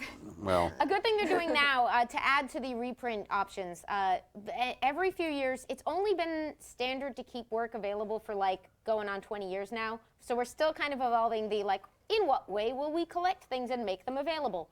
So every couple of years they change kind of the format that they're doing this. Right now, if you go to your shops, you can look for things called Marvel Epic Collections. Okay. That's the particular phrase that they're using. They're expensive. These were big black and white reprints, and they were cheap. They were $16.99, but it was years of stories. They were called Essential, but most of them have gone out of print. I had the Masterworks when I was young, which were the little hardcover ones. The Masterworks also, they were closer to 40 or 50 bucks for a hardcover of 10 issues, but they were beautiful, and they were restoring them, and they would last on your bookshelf. So now they've got basically $39.99 paperbacks of 2 or 3 Masterworks worth in color. Yep. Whoa. Now, do they recolor or did they have the original coloring going on? Because baby does not want recoloring on her stuff. You could make it, you could recolor it, make it look like it was, but you can't. I need to check Epic by Epic. From what I've seen, they look like they're either reproducing from the originals or trying to match them. Right, just match They it. don't look like they have, as has been done in the, so, side note about comics. Go for it. Nobody kept anything because nobody thought anything would matter. And half the time they were just stealing the art out of the offices, and that's where most of Jack Kirby's originals went. Yeah. They Heartbreaking. were either literally throwing them away, or people were just taking them home, or they were just we're in a tiny office, we don't have space for all this art, you already made the comic. And part of what has happened is that many of the originals are gone. But the color processes, which have depended on technology and changed decade by decade, have mostly not been preserved. So when you go back to say, I want to reprint an issue that came out in 1967, your options aren't great. You can sort of scan in a faded old copy that's been exposed and then try to computer up the color to make it look like it would have originally. But you're usually on some level working from scratch. And we're finally coming out of this period where a bunch of the people hours that it took to get some kind of digital versions of these things, we're finally coming, I think, to the other end of. Yeah. If I had to guess, I would say that the Essentials were part of that, Yeah, and the probably. Masterworks were part of that. Masterworks, definitely. And that they've been sort of now, theoretically, once we have these resources available, they can keep doing cheap reprints. But there was a burden in the way of like them existing at all in a format that we could tolerate. And yeah. I'm a big fan of the digital archive projects that are going on, and like for as flawed as a lot of them Some are. of the early digitals do have terrible color. Oh no, like I think someone has to go through at some point. They I would beg some of these companies to hire some people with library science degrees to go in and just fix some things. Just go in and just fix some things. But it's definitely like B- for effort. I'm definitely in, but And which is funny because I guess it compares to the original comics where they were usually paying colorists like not nearly enough to make it all up as they went anyway. We just all happen to love because that's the work they did. We're very attached to it. And this is specific, I find, and please disagree if you do. That there's something about Claremont's X-Men run that is actually still very readable. I find a lot of books. Sometimes I have to go in with the expectation that I'm reading something that's a little clunky and a little old. There's a lot of that X-Men run is still really readable. There's so much magic in those books. Really readable. That's the thing. There's a lot of magic in Claremont stuff. I feel like it's very alchemical what he was making. Like it was a little bit more than He he's does get- putting some. No, you feel it. In there. Dazzler, He has Kitty his, Pryde. We'll get there. Yeah. I kind of like your direction better because I was just gonna say he does have his signatures that like are sort of fun to pick on where he's known for very bombastic dialogue. Very, and a lot of it. And for certain signatures that come from his era of like everyone's going to introduce themselves and their powers in every issue. Yep. Because it might be someone's first comic. Yeah, every comic is someone's first used to be one of the basic rules of comic book writing. And it was kind of an in-narrative way of summarizing the things that came before. Like it's very expositional. Every issue is a pilot. Yeah. Now, it's pretty easy for me to read those things with love and be like, hey, it worked. You changed the face of comics and you hooked an entire generation and you outsold everything else out there. And I don't mind that it's like grand and takes itself very seriously because in good ways it took itself seriously.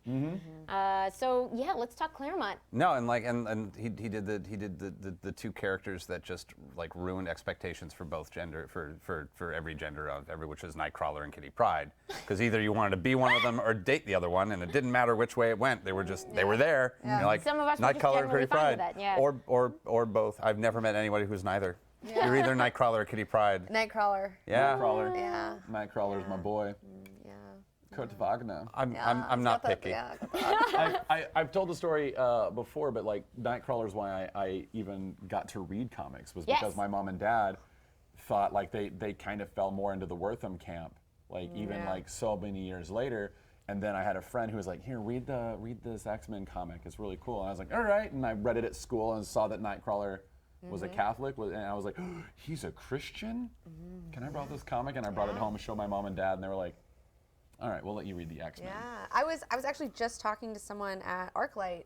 I went to go see a movie, and someone recognized me, and we started talking for a minute. And his name was Jesse, and he was really cool. And he was telling me that Nightcrawler was also his big character because he grew up somewhere that was predominantly white, and he was brown.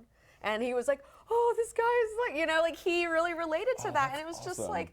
So sweet. Like I'm That so is glad he was blooming. there for you. Like No, Nightcrawler's been there for a lot of yeah, people. Nightcrawler He was is Mercer's guy, too. Oh, he was a lot of people's. I mean, like, and these characters, and Kitty Pryde, who was such a, I mean, like, how do you even deal with such an iconic female character, Jewish character, teenage character from Chicago, like who's technically canonically dated one of the Chris's now, which is technically speaking, she dated Star-Lord. So. Chris Pratt. So put that in your head and meditate upon that. And characters like Dazzler, who is my favorite. I love AKA Dazzler I love her so much. She's my girl. She's like my super home girl. Oh, I love every iteration of her. I love the disco era. I love the punk era. I love it all. Yeah. I love it all. And, oh God, and Jubilee. Yeah. I mean, all of these characters who are just huge influences on teenagers and every pop culture nerd out there. Yeah. Did Claremont do? Oh, God, look at that cover. Yeah, look at that Dazzler. Yes, there's my girl. The best. Yeah, she's a disco Look at those shoes, motherfucker. I mean, And she's a pop they star. skate. She skates around. She skates. She too. wears roller skates She because wears fuck rollers. it. She has kiss makeup on. Oh, it's the best. And like that's not her mutant outfit. That's her stage outfit. Yeah, she's Like, a that's she's a like she's a her- singer. She's a singer. And her power is Her power is like the perfect pop star power. She can transmute sound energy into light waves. So, and the thing is okay, what does that mean? Synesthesia. Honestly, you could do a lot with that. Yeah. And I think Yeah. that people could do a lot more with it. And some people kind of have. She's done a little bit of laser stuff, some hologram stuff. But like, I think that we could do a lot more. With I her. feel you. Like, I think that she's got a lot of potential. We have not seen the greatest Dazzler story ever told yet. No, I feel and like I think feel I'm like it's cooking it waiting in up the one wings. day. You know, I have man, to I'm live with it her. first, and then like, but I. Aren't we all trying to be our best Dazzler? Yeah, we are. I'm out here trying to be my best. I miss you. This is so Like, nice. I just love it. Oh, there we are. Hell yeah. Hell yeah. The thing that I love about Dazzler that is important for me, that sticks out, that makes her different from all the other characters, is that she's always the one who's like, hey guys, we need to go out and like Yeah. go to a bar and like I need to go sing or dance or something or like flirt with somebody. Can Because we what all just, are like, what go are to we the mall? doing Like, this yeah. for? We're all Like, sitting in this living room waiting for TiVo to be invented. like, This is a problem. Why don't we go out and have some fun? Yeah. You know, because why are The we? X-Men are a bunch of workaholics. They're workaholics, and like I feel like No, I Dazzler feel and that. Wolverine are the only two that like get out. Right, Yeah. right, and it's And like Wolverine I love goes that out by about himself. her. He's a loner. Yeah. So Yeah, he'll- like, And he's always been like down on Dazzler, except recently they've like I think chilled out. But for Yeah. a long time they were not chill. Like he was not down with her. Allison had a bad year. She's bouncing back, but Allison had a She's bad. always having a bad year. Allison had a Blair. really. this year. It was last year They've was been punishing her so much. I can't Mystique. watch Mystique was anymore. really. Mystique was I mean. remember that would hurt. that. I was like, how bummer. dare you? I How dare you hurt my know. beautiful girl? sweet Dazzler. I know. But they kind of rescued her into A-Force, the very strange, Oh, tight, beautifully. but Yeah. really adorable. And then they like, Beautifully. promptly canceled it after like Yeah. I know. 6 issues. Or It was something. real I was sad. like, no. But I mean, like we have these characters getting introduced and great villains, and then I mean, like we can talk about the New Mutants come around where they're starting to So, start a second team. in the space of like 15 issues, we get the White Queen as a villain and Kitty Pryde as the first, like that was the first of Claremont's sort of kid characters to join Yeah. the X-Men. Hope you Like, survived the if experience. the, Dazzler, Kitty Pryde, White Queen, bam, bam, I bam. think, yeah, there we go. There we The are. first- I've got that one. I have that Morning. signed on my wall. Oh, that's I have a sign. amazing. I have yeah, I love it. Is this the issue where she takes the name Sprite? no. I don't remember when the various that's names later. come in. Ariel 'Cause she had a Sprite and few Shadow Ariel Cat are all Sprite, in yeah. the picture. She Yeah. struggled with a code name. Yeah, She struggled with costumes She for a was while, she was the too. Wasp of the Like, X-Men. Yeah. What? She was the Wasp of the X-Men. This was like costume at, because they gave her that But at least suit. she doesn't have the like Wasp with the worst costumes, and literally her job is costume design. Costume design. I know. Like it's just like, oh man. It's like, why do we trust you with this? Kitty's whole problem was she got the costume, she joined the X-Men, and then they used her costume to create the New Mutants costume. So Kitty's like, what the, like, Like- I literally just did a thing and now it's ruined. Great. And now it's ruined. Thanks, So she's guys. the original hipster. I did it first. Oh. Well, She's and too that- nice to say anything about it, though. Oh, but that's what I love is when New Mutants comes in is when she starts fighting. Oh, yeah. Because she Yeah. doesn't want to be with the X-Babies. X-Babies. so- She coined the X-Babies. I forgot about She that. sure did. That's right. And she met the other teenagers who hadn't been around like she had. Oh my because God, I forgot it was, about that. Because Claremont writes things the way humans would behave. And like the 13-year-old who got adopted by the cool college kids, but then has to start hanging out with the other teenagers. at the kids' is going table. to be mad about it. Yes, Oh, thank she was you. real mad about it. Yeah. Oh, yeah, when she's like, Professor X is a jerk." Xavier's a jerk. It's a classic Yep. swing around. Yeah. Swing around. We're so all over the place. know. Sorry. There's so much. I threw that in there because I love them. This was the first comic that spun off. Like when X-Men went from being one comic at a time to more than one, it was with the New And this was the Mutants. beginning of Chris Claremont's slow nervous breakdown. Is they're like, you can write twice as much a month, can't you? Right? Right? Yeah. Right? Just do what But I you feel do, like- but more. He was and make it all just as good. Just Yeah. as good. and for many years. He held on by the skin of his teeth. So, but I was that's- like in the space of that 15 issues, we get White Queen, we get Kitty Pryde, Dazzler. we get the original Phoenix Saga. Yeah. Oh, wow. Which is Yeah. a humanistic and science fiction story beyond pretty much anything else that has happened. Yeah. We get Days of Future Past just thrown in there. Yeah. Oh, wow, I forgot that in that and out happened. I was just two about to ask issues. if that was in that period too. Yeah. Because like the Phoenix Saga is 36, 37.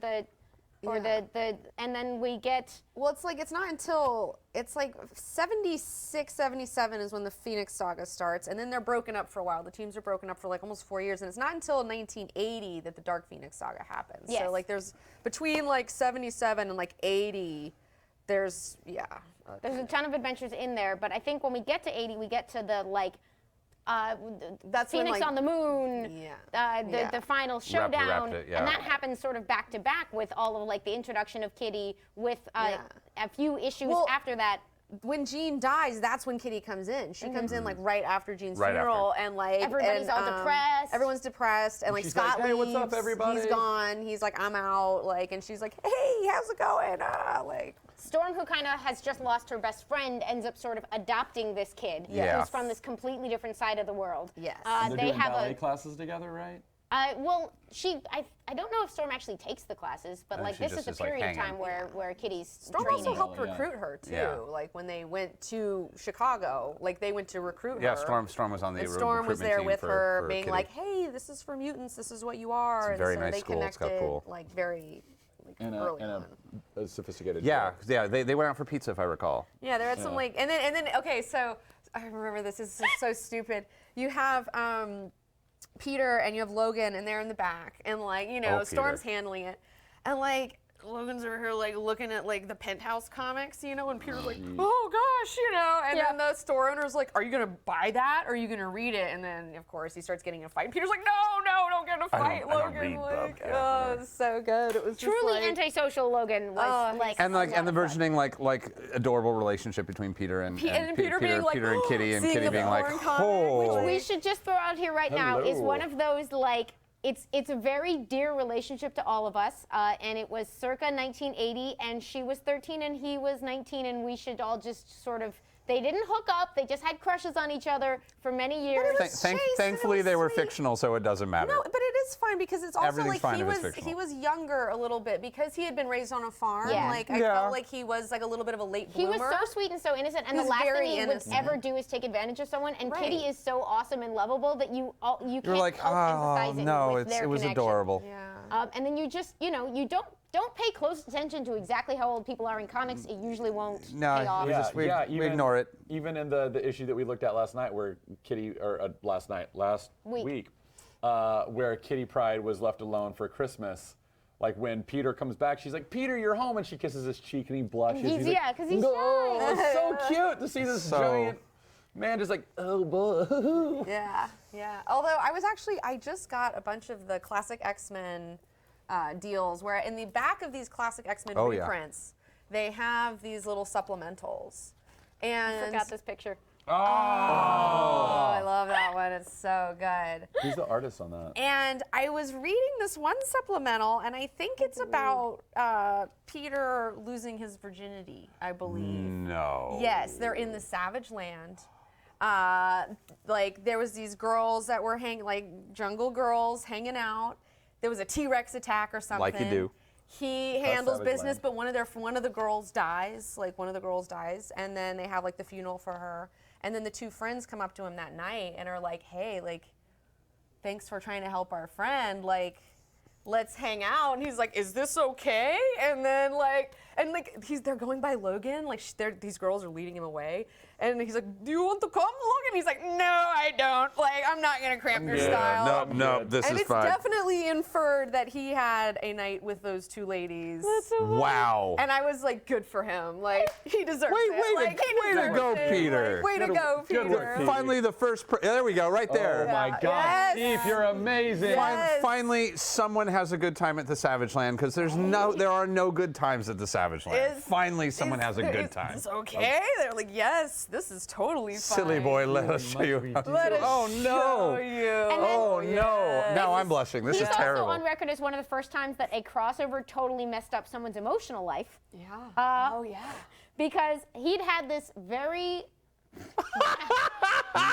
Discovered love. And suddenly he finds he's smiling with a wild, lighthearted joy he's never felt before. I'm sure. It knows that for the first time, He's discovered love. Yes, that's my boy. Discovered love. Good for you, Oh, Colossus. Just some like, he's well-kept such a mohawks, I might add. Yeah, Somebody- I know, and two hot Mohawk ladies. In the like, that's got to be Oh, hard the to keep that Savage together in Land. the Savage Land, man. That's Yes. nuts. That's what I'm here for. So I he's am got- here for it. He's got the long-standing like flirtation with Kitty, Yes. like or flirtation on her end and embarrassment on his end, but just being adorable. And then they get very much interrupted by speaking of comic book events, the first big Marvel comic book event, Secret Wars.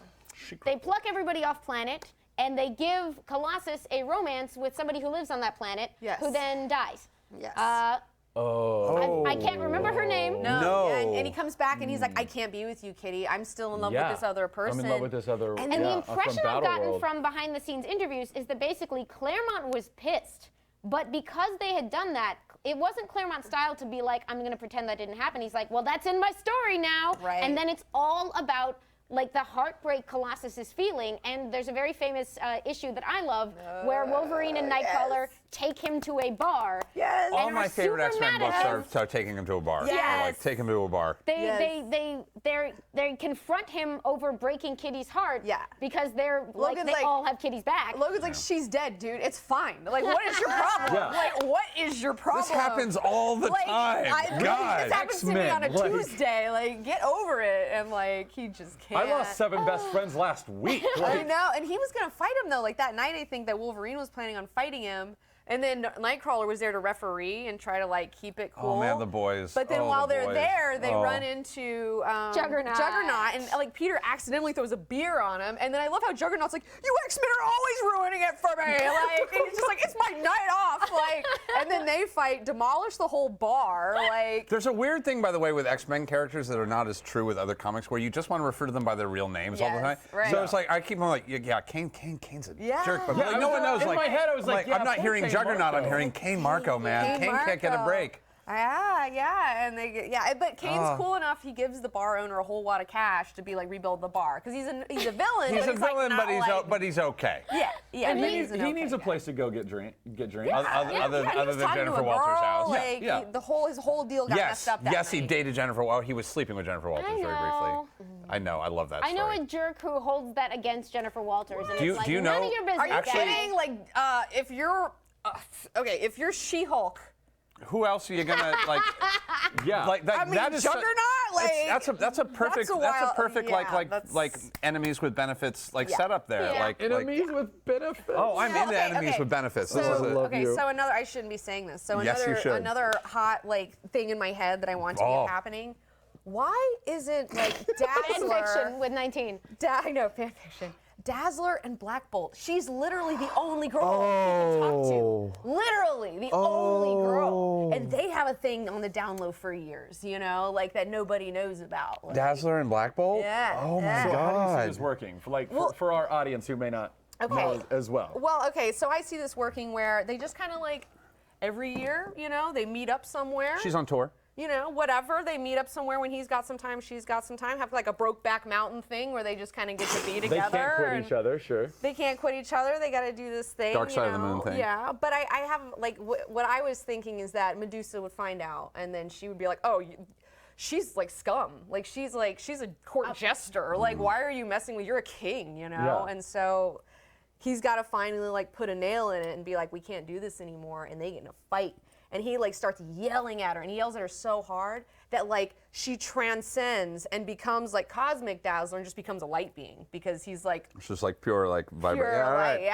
Yeah. And then she like shoots off into space, like does this whole thing with Galactus. I got a whole Dazzler thing in my head that I've been She, working like, on for you a like while. really- Wow. binary. Wow. Yeah, yeah. No, you like Captain Marvel, Captain Universe there. A little bit. Well, it's like, well, the thing is Dazzler was a herald for Galactus. People forget that. Fuck, I did forget She was a that. herald for like a hot second, because she's the ultimate conductor. Like she doesn't have her own power, but she's the ultimate like receiver, you know, and she could receive the power cosmic. Holy shit. Yeah, and then she went into a black hole, dude. She went into a black hole. I want her to go back into a black. See, I what do you thought I see in thought I was black a Dazzler hole? Like, fan. I'm turning my Dazzler card in. I'm rescinding my Dazzler card. I've as Dazzler many times. I want that record Oh my album. The God, fact that they look. made the record for the movie She's was like, got her skates on. yeah. Yes. Oh, yeah. Oh yeah. I did Move a- over, I did a- Silver Surfer. Welcome to the Chrome Skater. Yeah, I think it's Dazzler 24, I want to say, or something. But the cover where Galactus is over yeah. Dazzler, I did a cosplay of that with my partner, and he's Galactus, and I'm Dazzler, and it's so sick. By the way, yeah, no, like your cosplay, by the way, is legendary. Your cosplay is Thank you. legendary. I need to do more of it, but Yeah. I'm so extra that it takes me forever. I'm like supposed to be But amazing. an X-Men fan. Like, a normal is not enough. Perfect and over the top is the Gotta correct be, level. like the whole thing, yeah. Turn it So up to 11. Claremont does a ton of stuff.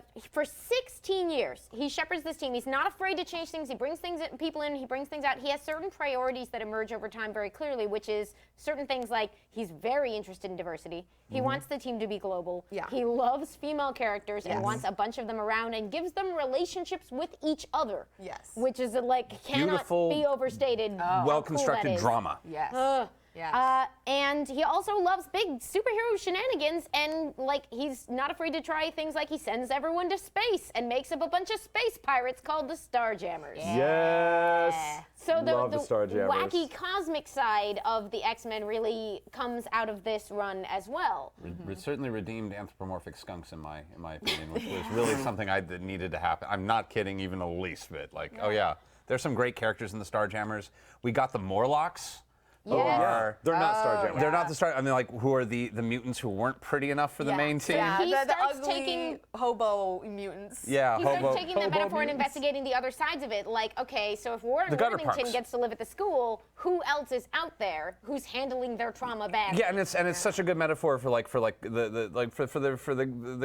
gutter punk culture and Yeah. for like the kids who are like, well, I Kids can't who- go home. Mutants so. who got left behind, who Yeah. didn't Yeah. find Papa Xavier to help them and pluck them out, and Or- who were out or there didn't doing have- it and suffering still. weren't strong enough. Like Yeah. Didn't you know, have like, interesting powers. Didn't Yeah, have, like they- Mask is like I can fuck up your face. It's Right, like, yeah, it's like, oh, that's- okay. Well, I guess I don't know how we're gonna use that power don't to really make the know how to world use better. that, yeah. Like, okay. Face All melting. right. You just go to the sewers, dude. Like we Yeah, don't yeah. like. I don't know. I see feel like a Mask. little bit of face melting could go a long way these days. But yeah, Yeah, no. I love the Murlocs, and I love the Yeah. characters that came out of the Murlocs. Oh, yeah. I love. What's Callisto's past? She was like led the Morlocks for a Yeah. bit, right? She did. she had like no fuck different. power. She's had differing powers at certain Like, points. it felt like She it was was like like long probability shotty. power, right? Yeah, but she could like sense, I think, other people's powers. But then there was another time when she has a bunch of like snake arms that was weird and When like. did she Yeah. have snake arms? I don't know, but I've seen her Briefly with was snake a arms. thing It's very that happened, like, disturbing. during the- It's like, the very maggot years. disturbing. Like I don't know, Oh. it was not good.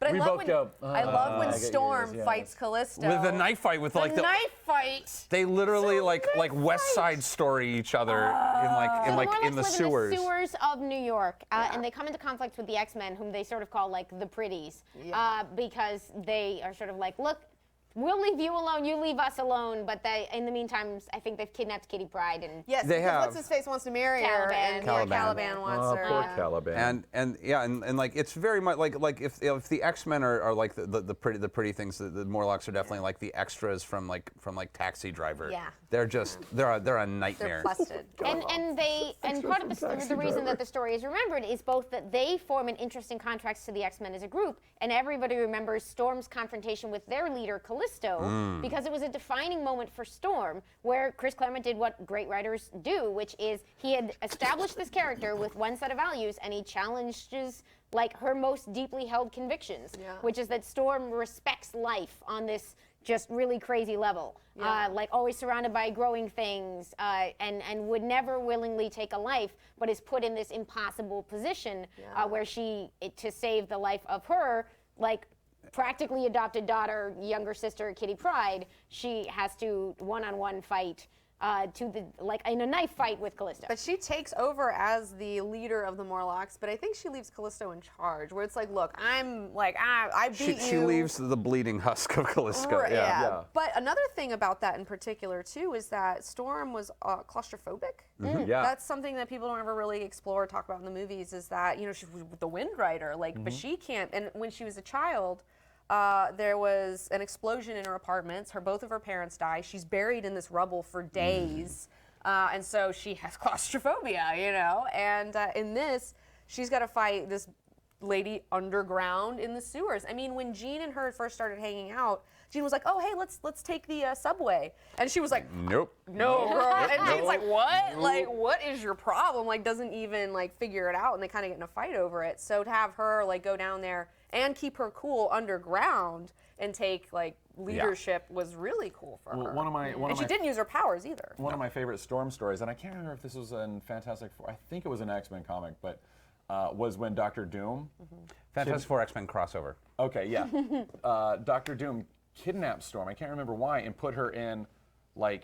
Kidnapped Kitty Pryde and put her in the. No, it was Storm. He put her in like an Iron Maiden sort of thing, where she was just like bound, I don't think I've read and this one. she was unconscious and held in like this stasis, but her subconscious was reacting against the claustrophobia and was just lashing out and created this worldwide storm that almost decimated the Earth, and the X-Men were like, so Storm is accidentally our enemy. We've got to go to Latveria and rescue her, but here's all of these storms, and it's just like, holy shit, she is strong. Like, it was one of the first issues where I was like, ooh, she is amazing. That's the thing some people don't talk about with her too, is that her emotions are tied in with her powers. So if she's really upset, Everyone you can knows. tell, like everybody knows, and so she's really has to work to keep herself in balance and not be upset, because that, I mean, causes all these problems. Which was fascinating when she was going through her punk phase. Yeah, so. well, I loved it when,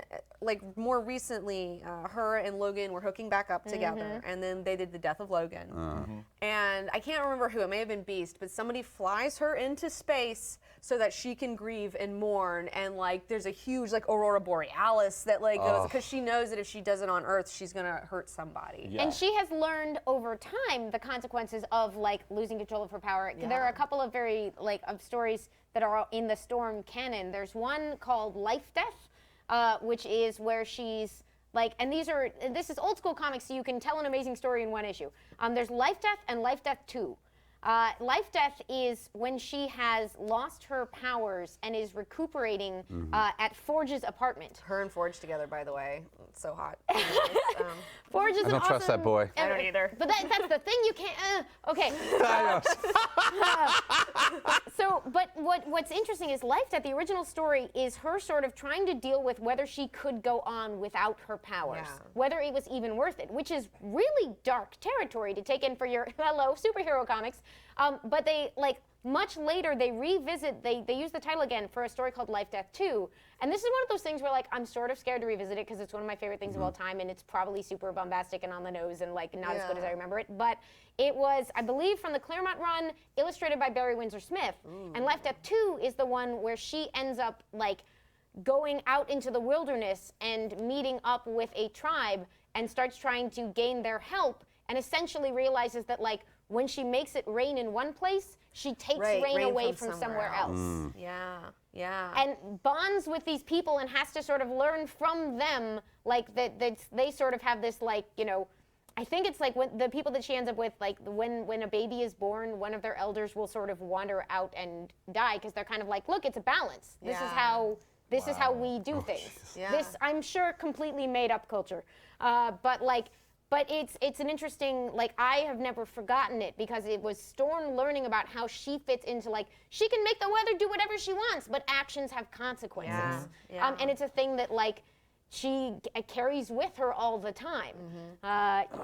It's a shame that there's not like some sort of wider metaphor to these books or some sort of meaning. That would, I feel like they're really ripe for that. It's like, I love that. Can we talk about that Chris Claremont Nope. in the 80s when he was writing all this amazing stuff?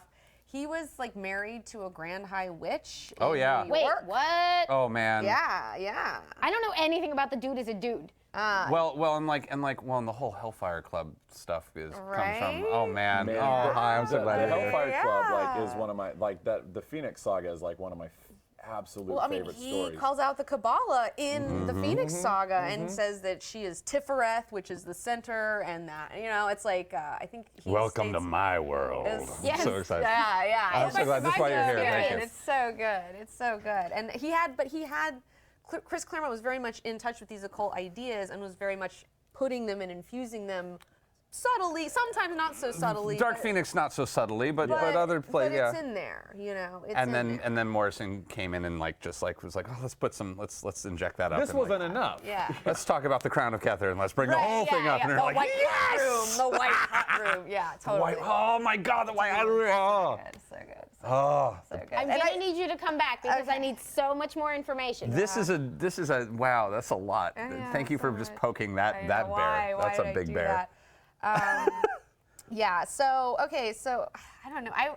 There's so much. I mean, like, well. The interesting thing is, I mean, beyond even all these like basic metaphors we've been talking about sexual orientation and being basically a societal underclass, there was also a lot of sex in the X. The X-Men was about sexual politics. Yeah. The X-Men was about not explicit sex. The comics were all Never comics code explicit. approved, Well, but how like are mutants? Metaphorical. How ran are through. mutants produced? Yeah. Like Yeah. yeah. and they never denied that these were very like there was an attraction to these characters. These characters were all very attractive. They were always in relation with each other. There was always I mean, like, it's and so like much tension. they literally like one of the greatest boss fights that ever happened in the X-Men literally happened in a fetish club in New York, which Yeah. was the Hellfire Club, where Yeah. everyone is wearing fetish gear. Yeah. The entire club is dressed in bustier and like It's all about hedonism there. it's intense hedonism and all of their powers in the Hellfire Club are very. And there is a real Hellfire Club. The Hellfire Club is based off of a real thing that did exist. The Hellfire. Franklin was in that. Franklin My was boy indeed. Franklin. I would be in that too, though. Oh, I'm man. like, invite me. I want in. At the time that the Hellfire Club was at its height, it was the largest in the 18th century. It had the Yeah. largest collection of printed pornography in the world. Sure they do. I'm sure they do. They had the very first naughty magic lantern shows that they would Yeah. have, where they would have Oh my projections. God. And famously, like the beginning of the end was the downfall was that time they were attempting to do like a big like crazy black mass party, and a monkey got out and scared everybody half to death because they were all drunk and high, and there's a monkey in a little devil costume. Everyone panicked. Right. Yeah, And I got a little too into it. Just yeah. prostitutes of various genders Taliesin. running, Well, screaming in every in- direction, as our founding fathers go, "Oh, help me, help me." In, Taliesin. This in the is Phoenix what I Saga, read for in the junior high. Phoenix Saga, right? You have the Imcron Crystal. The Imcron Crystal is What's the the nexus Imcron of Crystal? all. It's the nexus of all reality. The Imcron Crystal is the nexus of all realities. Thank you. Oh my God. Now, the are Phoenix. we talking Whoa. the original, like So. circa issue 100 Phoenix, or like later on Phoenix? We're talking about the original, like, Phoenix. She has not been on the team, but she gets sucked into these shenanigans. Lilandra and her brother Deken are having their deal. Deken gets them on this planet where the Imcron Crystal. Just to bring everybody slightly up to speed, the Phoenix story and the Phoenix powers are kind of an interesting metaphor in this talk about what happens as an outsider's and sort of how an outsider's shamanic experience happens in these outer countercultures. And it's this character who starts to tap into the religious implications, the spiritual implications of being an outsider and Yeah. being this counterculture Yeah. creature. So just so you guys know, so this I'm amazed by entity this from because space, this is a thing I've been thinking about for decades that I have never seen from that perspective. we have yeah. problems. No, you have insight. Go. Yeah, and this, the space. I'm just giving the nuts and bolts so you can get fancy. yeah. This space entity, this space deity of Consciousness. of Psychokinetic energy of everything That that's ever destruction lived creates. or is living or will live, all of that energy. looks down upon the earth and says that redhead's weird and Yeah. and inhabits the body of Jean Grey. So yeah, bring it. So she's a receiver for this cosmic entity of the Phoenix, who is all psychokinetic energy of all time. She essentially becomes a god. There is this dude, Deken, who wants to harness the power of this crystal, which is the nexus of all realities. It's a bad idea to do this. It's Yeah. not a good idea. You Yeah. need to leave this sort of ultimate power alone. Every time you mess Hubris. with ultimate power, you get messed up. So the X-Men get involved in this intergalactic tangle. They go over there. They get sucked inside the Imcron crystal because Deken and them, they're all fighting around it. They're members of the Shi'ar, an alien race. The Shi'ar, the bird-like alien people. Bird-like. And so while they're in there, they notice, oh no, like this, we messed up. Like this crystal, like everything's like reality is blinking in and out of existence, and I have to fix this. And Jean's like, I have to fix this as the Phoenix. That's why I've been given this, just so in this moment, I can make this right. But it takes more than she finds, she dives into the heart of it. She finds, and she becomes more than just a human. She becomes bigger than that, and she becomes this psychokinetic energy, bodiless, And so she's in there and she's like, I don't have enough will to keep this together and rebuild this kind of neutron galaxy, whatever bullshit. So she reaches out to her friends, and she does it through the idea of the Kabbalah, the Tree of Life, which is this cosmic filofax that everything is connected in. And so she's trying to connect everything back together within this crystal. So what she does is she takes all of the spiritual energies of her X-Men and puts them all in this whatever order. It doesn't name all of them who they are. It does say that Professor X is Kether, I believe. Yeah, he is Kether. She is Tifereth. Tifereth is the heart, and she's kind of the heart of the X-Men. She's the heart of the universe.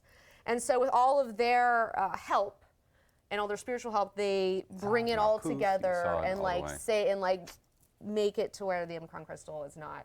And But one great thing about stories is like they sustain multiple readings. So as a kid, not knowing any of that, reading through, I'm like, right, it's a found family story, so she bonds to what each of these people means to her and what they all mean to each other, and that's enough to fix the universe.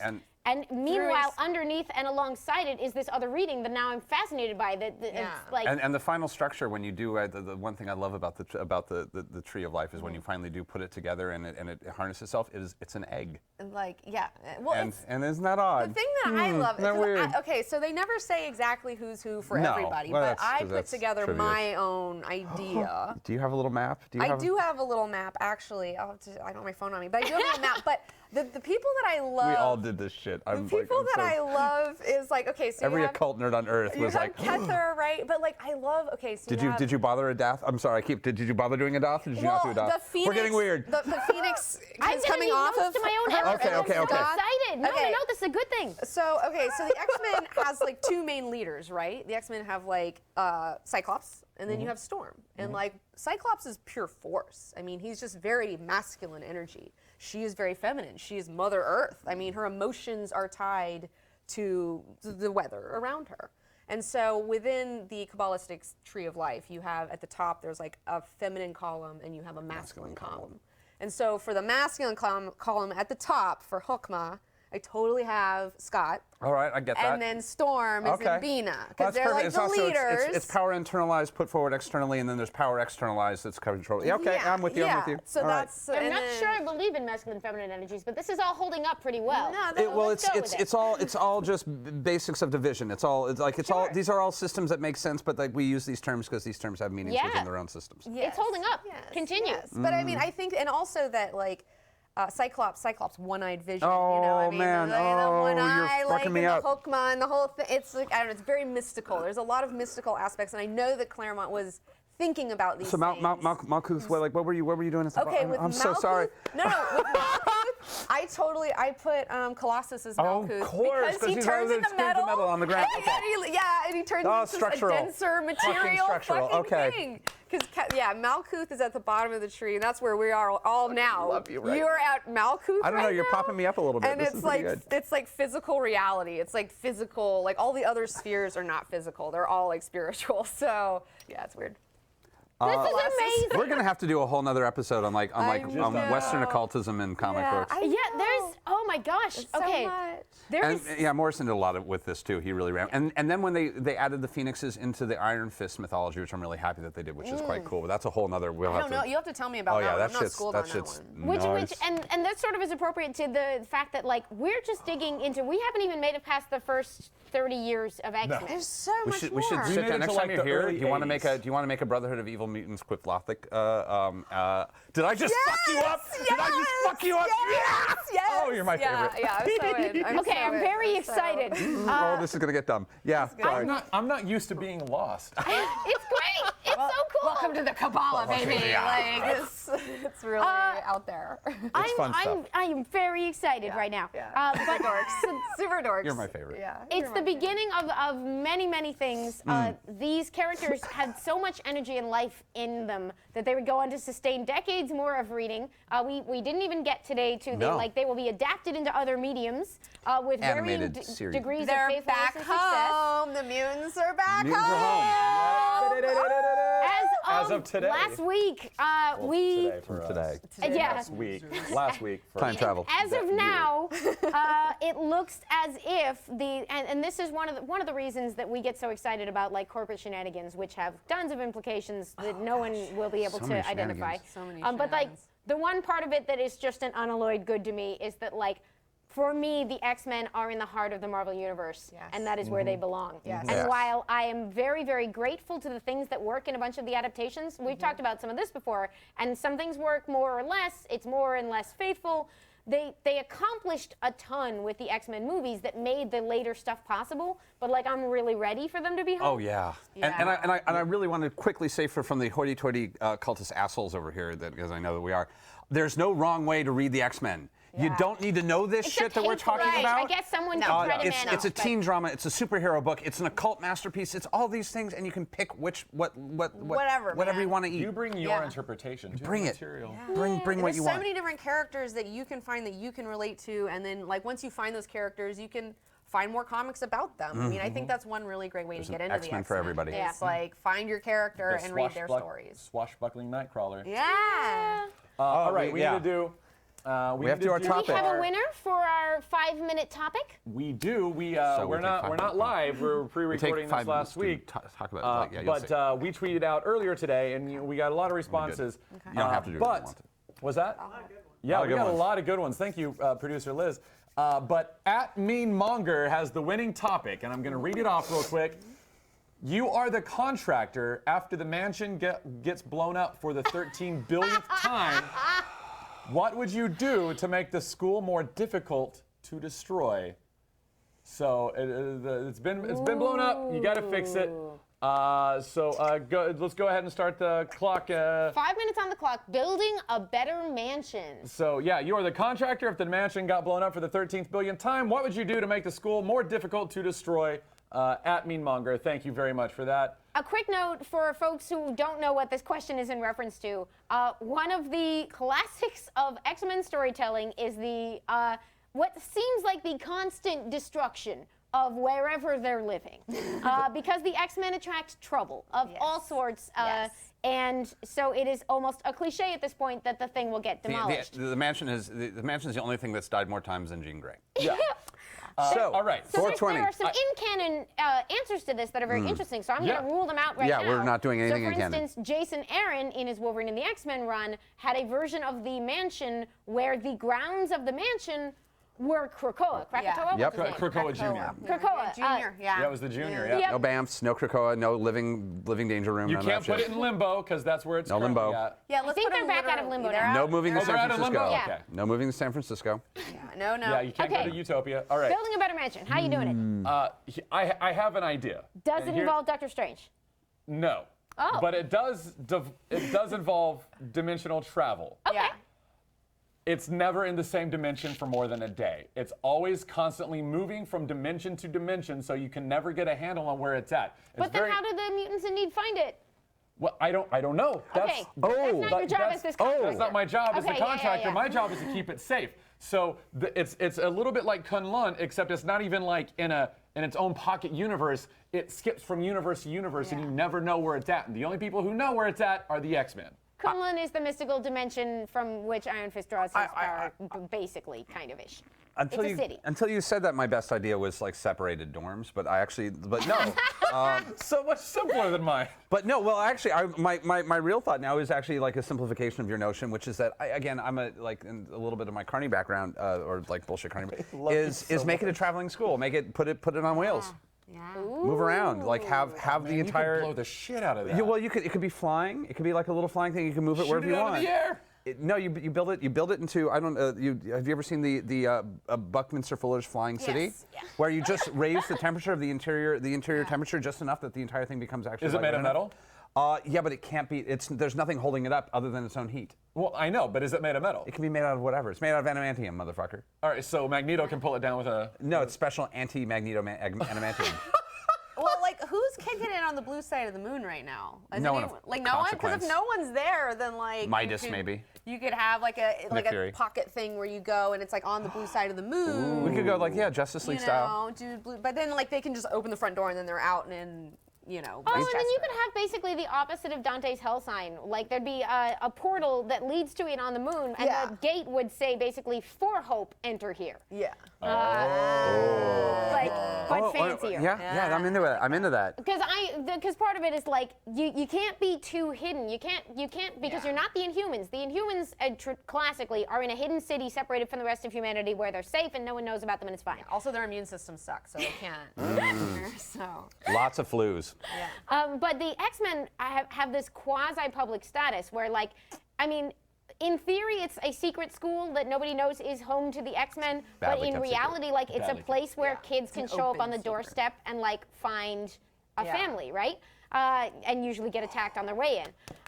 So I'm curious, I think I would hate this, but I like the idea, so I'm going to pitch it anyway. I have been either reliably or misinformed that, like, part of the reason that some, like, traditional Japanese building materials included paper was basically that, like, look, it's gonna burn down. Actually, yes. Yeah. So just make it out of paper and then make a Yes. new one after the typhoon comes through. Yes. And that would be an interesting approach, like a mansion that knows nothing is permanent. Disposable mansion. That would be a really interesting way to go.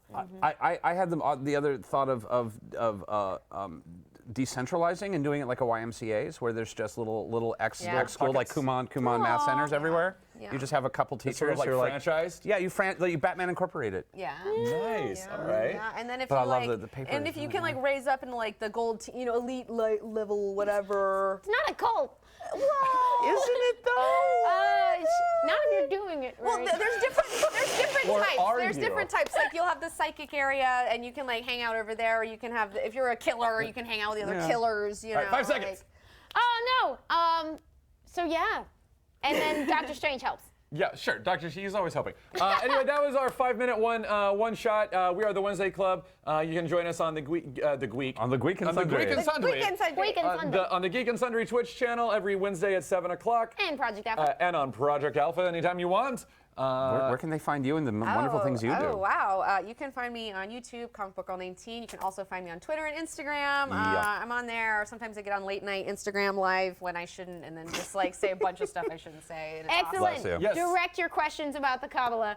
Well, and check out your video series on, Oh yeah, on the yeah. X-Men. Epic History X-Men series. They're It's all actually for free. They're so on much more YouTube. concise. Like they're really, you'll cry maybe. I You don't will. know. We have animations from the comic panels, and we like do voice acting. And I play Jean in some of it. It was really fun. Lilandra, that was my Nerd. favorite.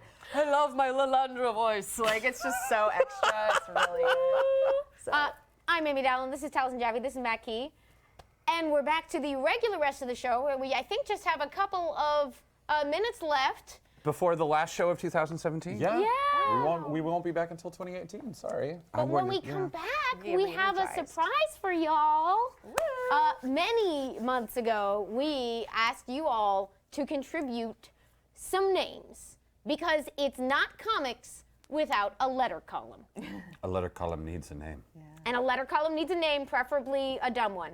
But we got a bunch of great ones, and we have finally selected a winner. Who gave the winning answer? It was made by Eric Doe in our Discord. Yes. So Eric already knows what it is, but for the rest of you who do not, Eric at Derek Lee Ketchum. Derek Lee Ketchum. In the Discord. we can all say it together actually on the count of one. So starting in the new no, year, roll it. there'll Yeah, be a roll segment it, of the roll show Just roll it. What? What is happening? called the Daily Wednesday. Wednesday. Every Great day is name. Great Wednesday name. in my heart. Yeah. Yeah, we deliberated a long time. A lot longer than I thought we would. Knowing us, it was actually pretty. Yeah. It was pretty standard. But yeah, Okay. we had so many good ones. Yeah, and starting in the new year, whenever we have accumulated some enough, or whenever we have room in a show, when we're not like making it to 1987 and getting stuck in the X-Men, we want to start talking back with y'all because we've had so much wonderful input, and that'll be the Daily Wednesday. Yeah. And it'll be for things like reading amazing messages that you send us with your incredible Discord presence. And I so just- we'll see you in the next year, and we're mostly just, I think we can even say, I think our first episode back is just going to be a catching up and like talking about what Yeah. we read on the break and Yeah. and stuff. It's weird to say this because like it's such a blessing that we get to do the show, but like I have no time to stay on top of the books that I want to be reading because my weeks are now, oh, this week we're doing like a bunch of comics that you've never read. Great, I'm gonna go read the hell out of those comics, but like I don't get to stay on top of the ones that I was reading. Happens, yeah. Yeah. So the next do 2 it all. weeks are Can't do it all. catching up on the year that I didn't get to stay on top of. Yeah. And the same for all of us. I just bought a bunch of Batman because I'm here for like a Batman Catwoman like getting together thing, and I went and to they're House of writing the Secrets heck yesterday. out of Yeah. it. I'm behind. I'm behind. So Yeah, behind. well, they So had all the back issues at House of Secrets, so I got like a whole thing, and it's like I'll be the judge of this. You guys better. But what I love is Impress that me. like some of Mister. the pages from this run have been like going viral online, which I love to see. Yes, the Catwoman and Lois meeting. Yes. So Tom King is writing this, and there's this. Wow, I'm behind. He does. Oh, I love like Tom if you've seen this King. going around, he does this couple-page breakdown of basically Batman talking about Superman to Catwoman, and Superman talking about Batman to Lois, and how each of them is like, he's something I can never be. And it's so. And it's just, it is perfectly done. It's so good. Is this going to do like beautiful. what Super Sons did to me, where I'm like watching Batman and Superman be parents just makes me like go oh Yeah. Yep. oh Yeah. Yep, Oh, you're yeah. gonna go, It's- oh. They just oh no. And they're I talking to their love Tom girls King. about it's so good. Yeah. I love it. I'm into it. I'm And ready then for Lois it. is the one who breaks the awkward silence, because of course Yeah, she would be. right. She's She's just like, well, I'm Lois. I'm Lois, nice to meet you. Yeah, because the dudes just don't even know how to be social. They don't even act my right. God. You know. Yeah. It's good. Bruce is still Comics. doing the Batman voice. Comics. Thank you so much for joining us today. Yes. Absolutely. thank you this is so a much. blast. Oh. This is no problem. It's my Wait, bread can we butter. have you back some other time? Of course, of Good, course. I'll be good. back, guys. I'll be back. Also, we should say one more thank you to J.A. Penrose for the cookies. For the cookies. Amazing. They're so They're good. so They're Sugar. too Cookies. good, actually. Sugar. She Too sent good. us a box of them. We have a whole box of cookies off stage still. And to everybody who donated again, that's amazing. Thank you. And Thank you. I'm going to just read out the names to close this out. Olivia, a.k.a. Meaning of Night. Deadly Pink Fluff. I'm Cillian. Anomalous Bones. Azrathiel. Symphoria. Feathers Flight. KB Tibbs. Katrina. A. Cecilia. PFW Scott. Yes. Jap and Rose. Lady Amphi. We're never mad at you, even when we pick questions, then claim that we're mad at you. Typer. SP. Asavex. Acevex. Librarian Liz, Johan / Corral, Miss Sunflower 94, Meaning of Night, 4-Color Lauren, great name. Yeah. Kato, Devilfish 101, Van Twin Blade, Olivia BFG, Shovik Sani, and I've come up with a new recipe, which is an awesome name. Thank you so much to everybody who worked on this Thank and you, kept yeah. it hidden from us so effectively and contributed your generosity to a really, really, really great cause. The holidays are an awesome time to think about folks who could use your help, and I can't think of anything y'all could have done that would have been better than this. Thank you. Yeah. we love you all, and Happy holidays. happy holidays. Happy holidays. And we'll see you in the next year. We'll see you in 2018. See you 2017. Get out of here, 2017.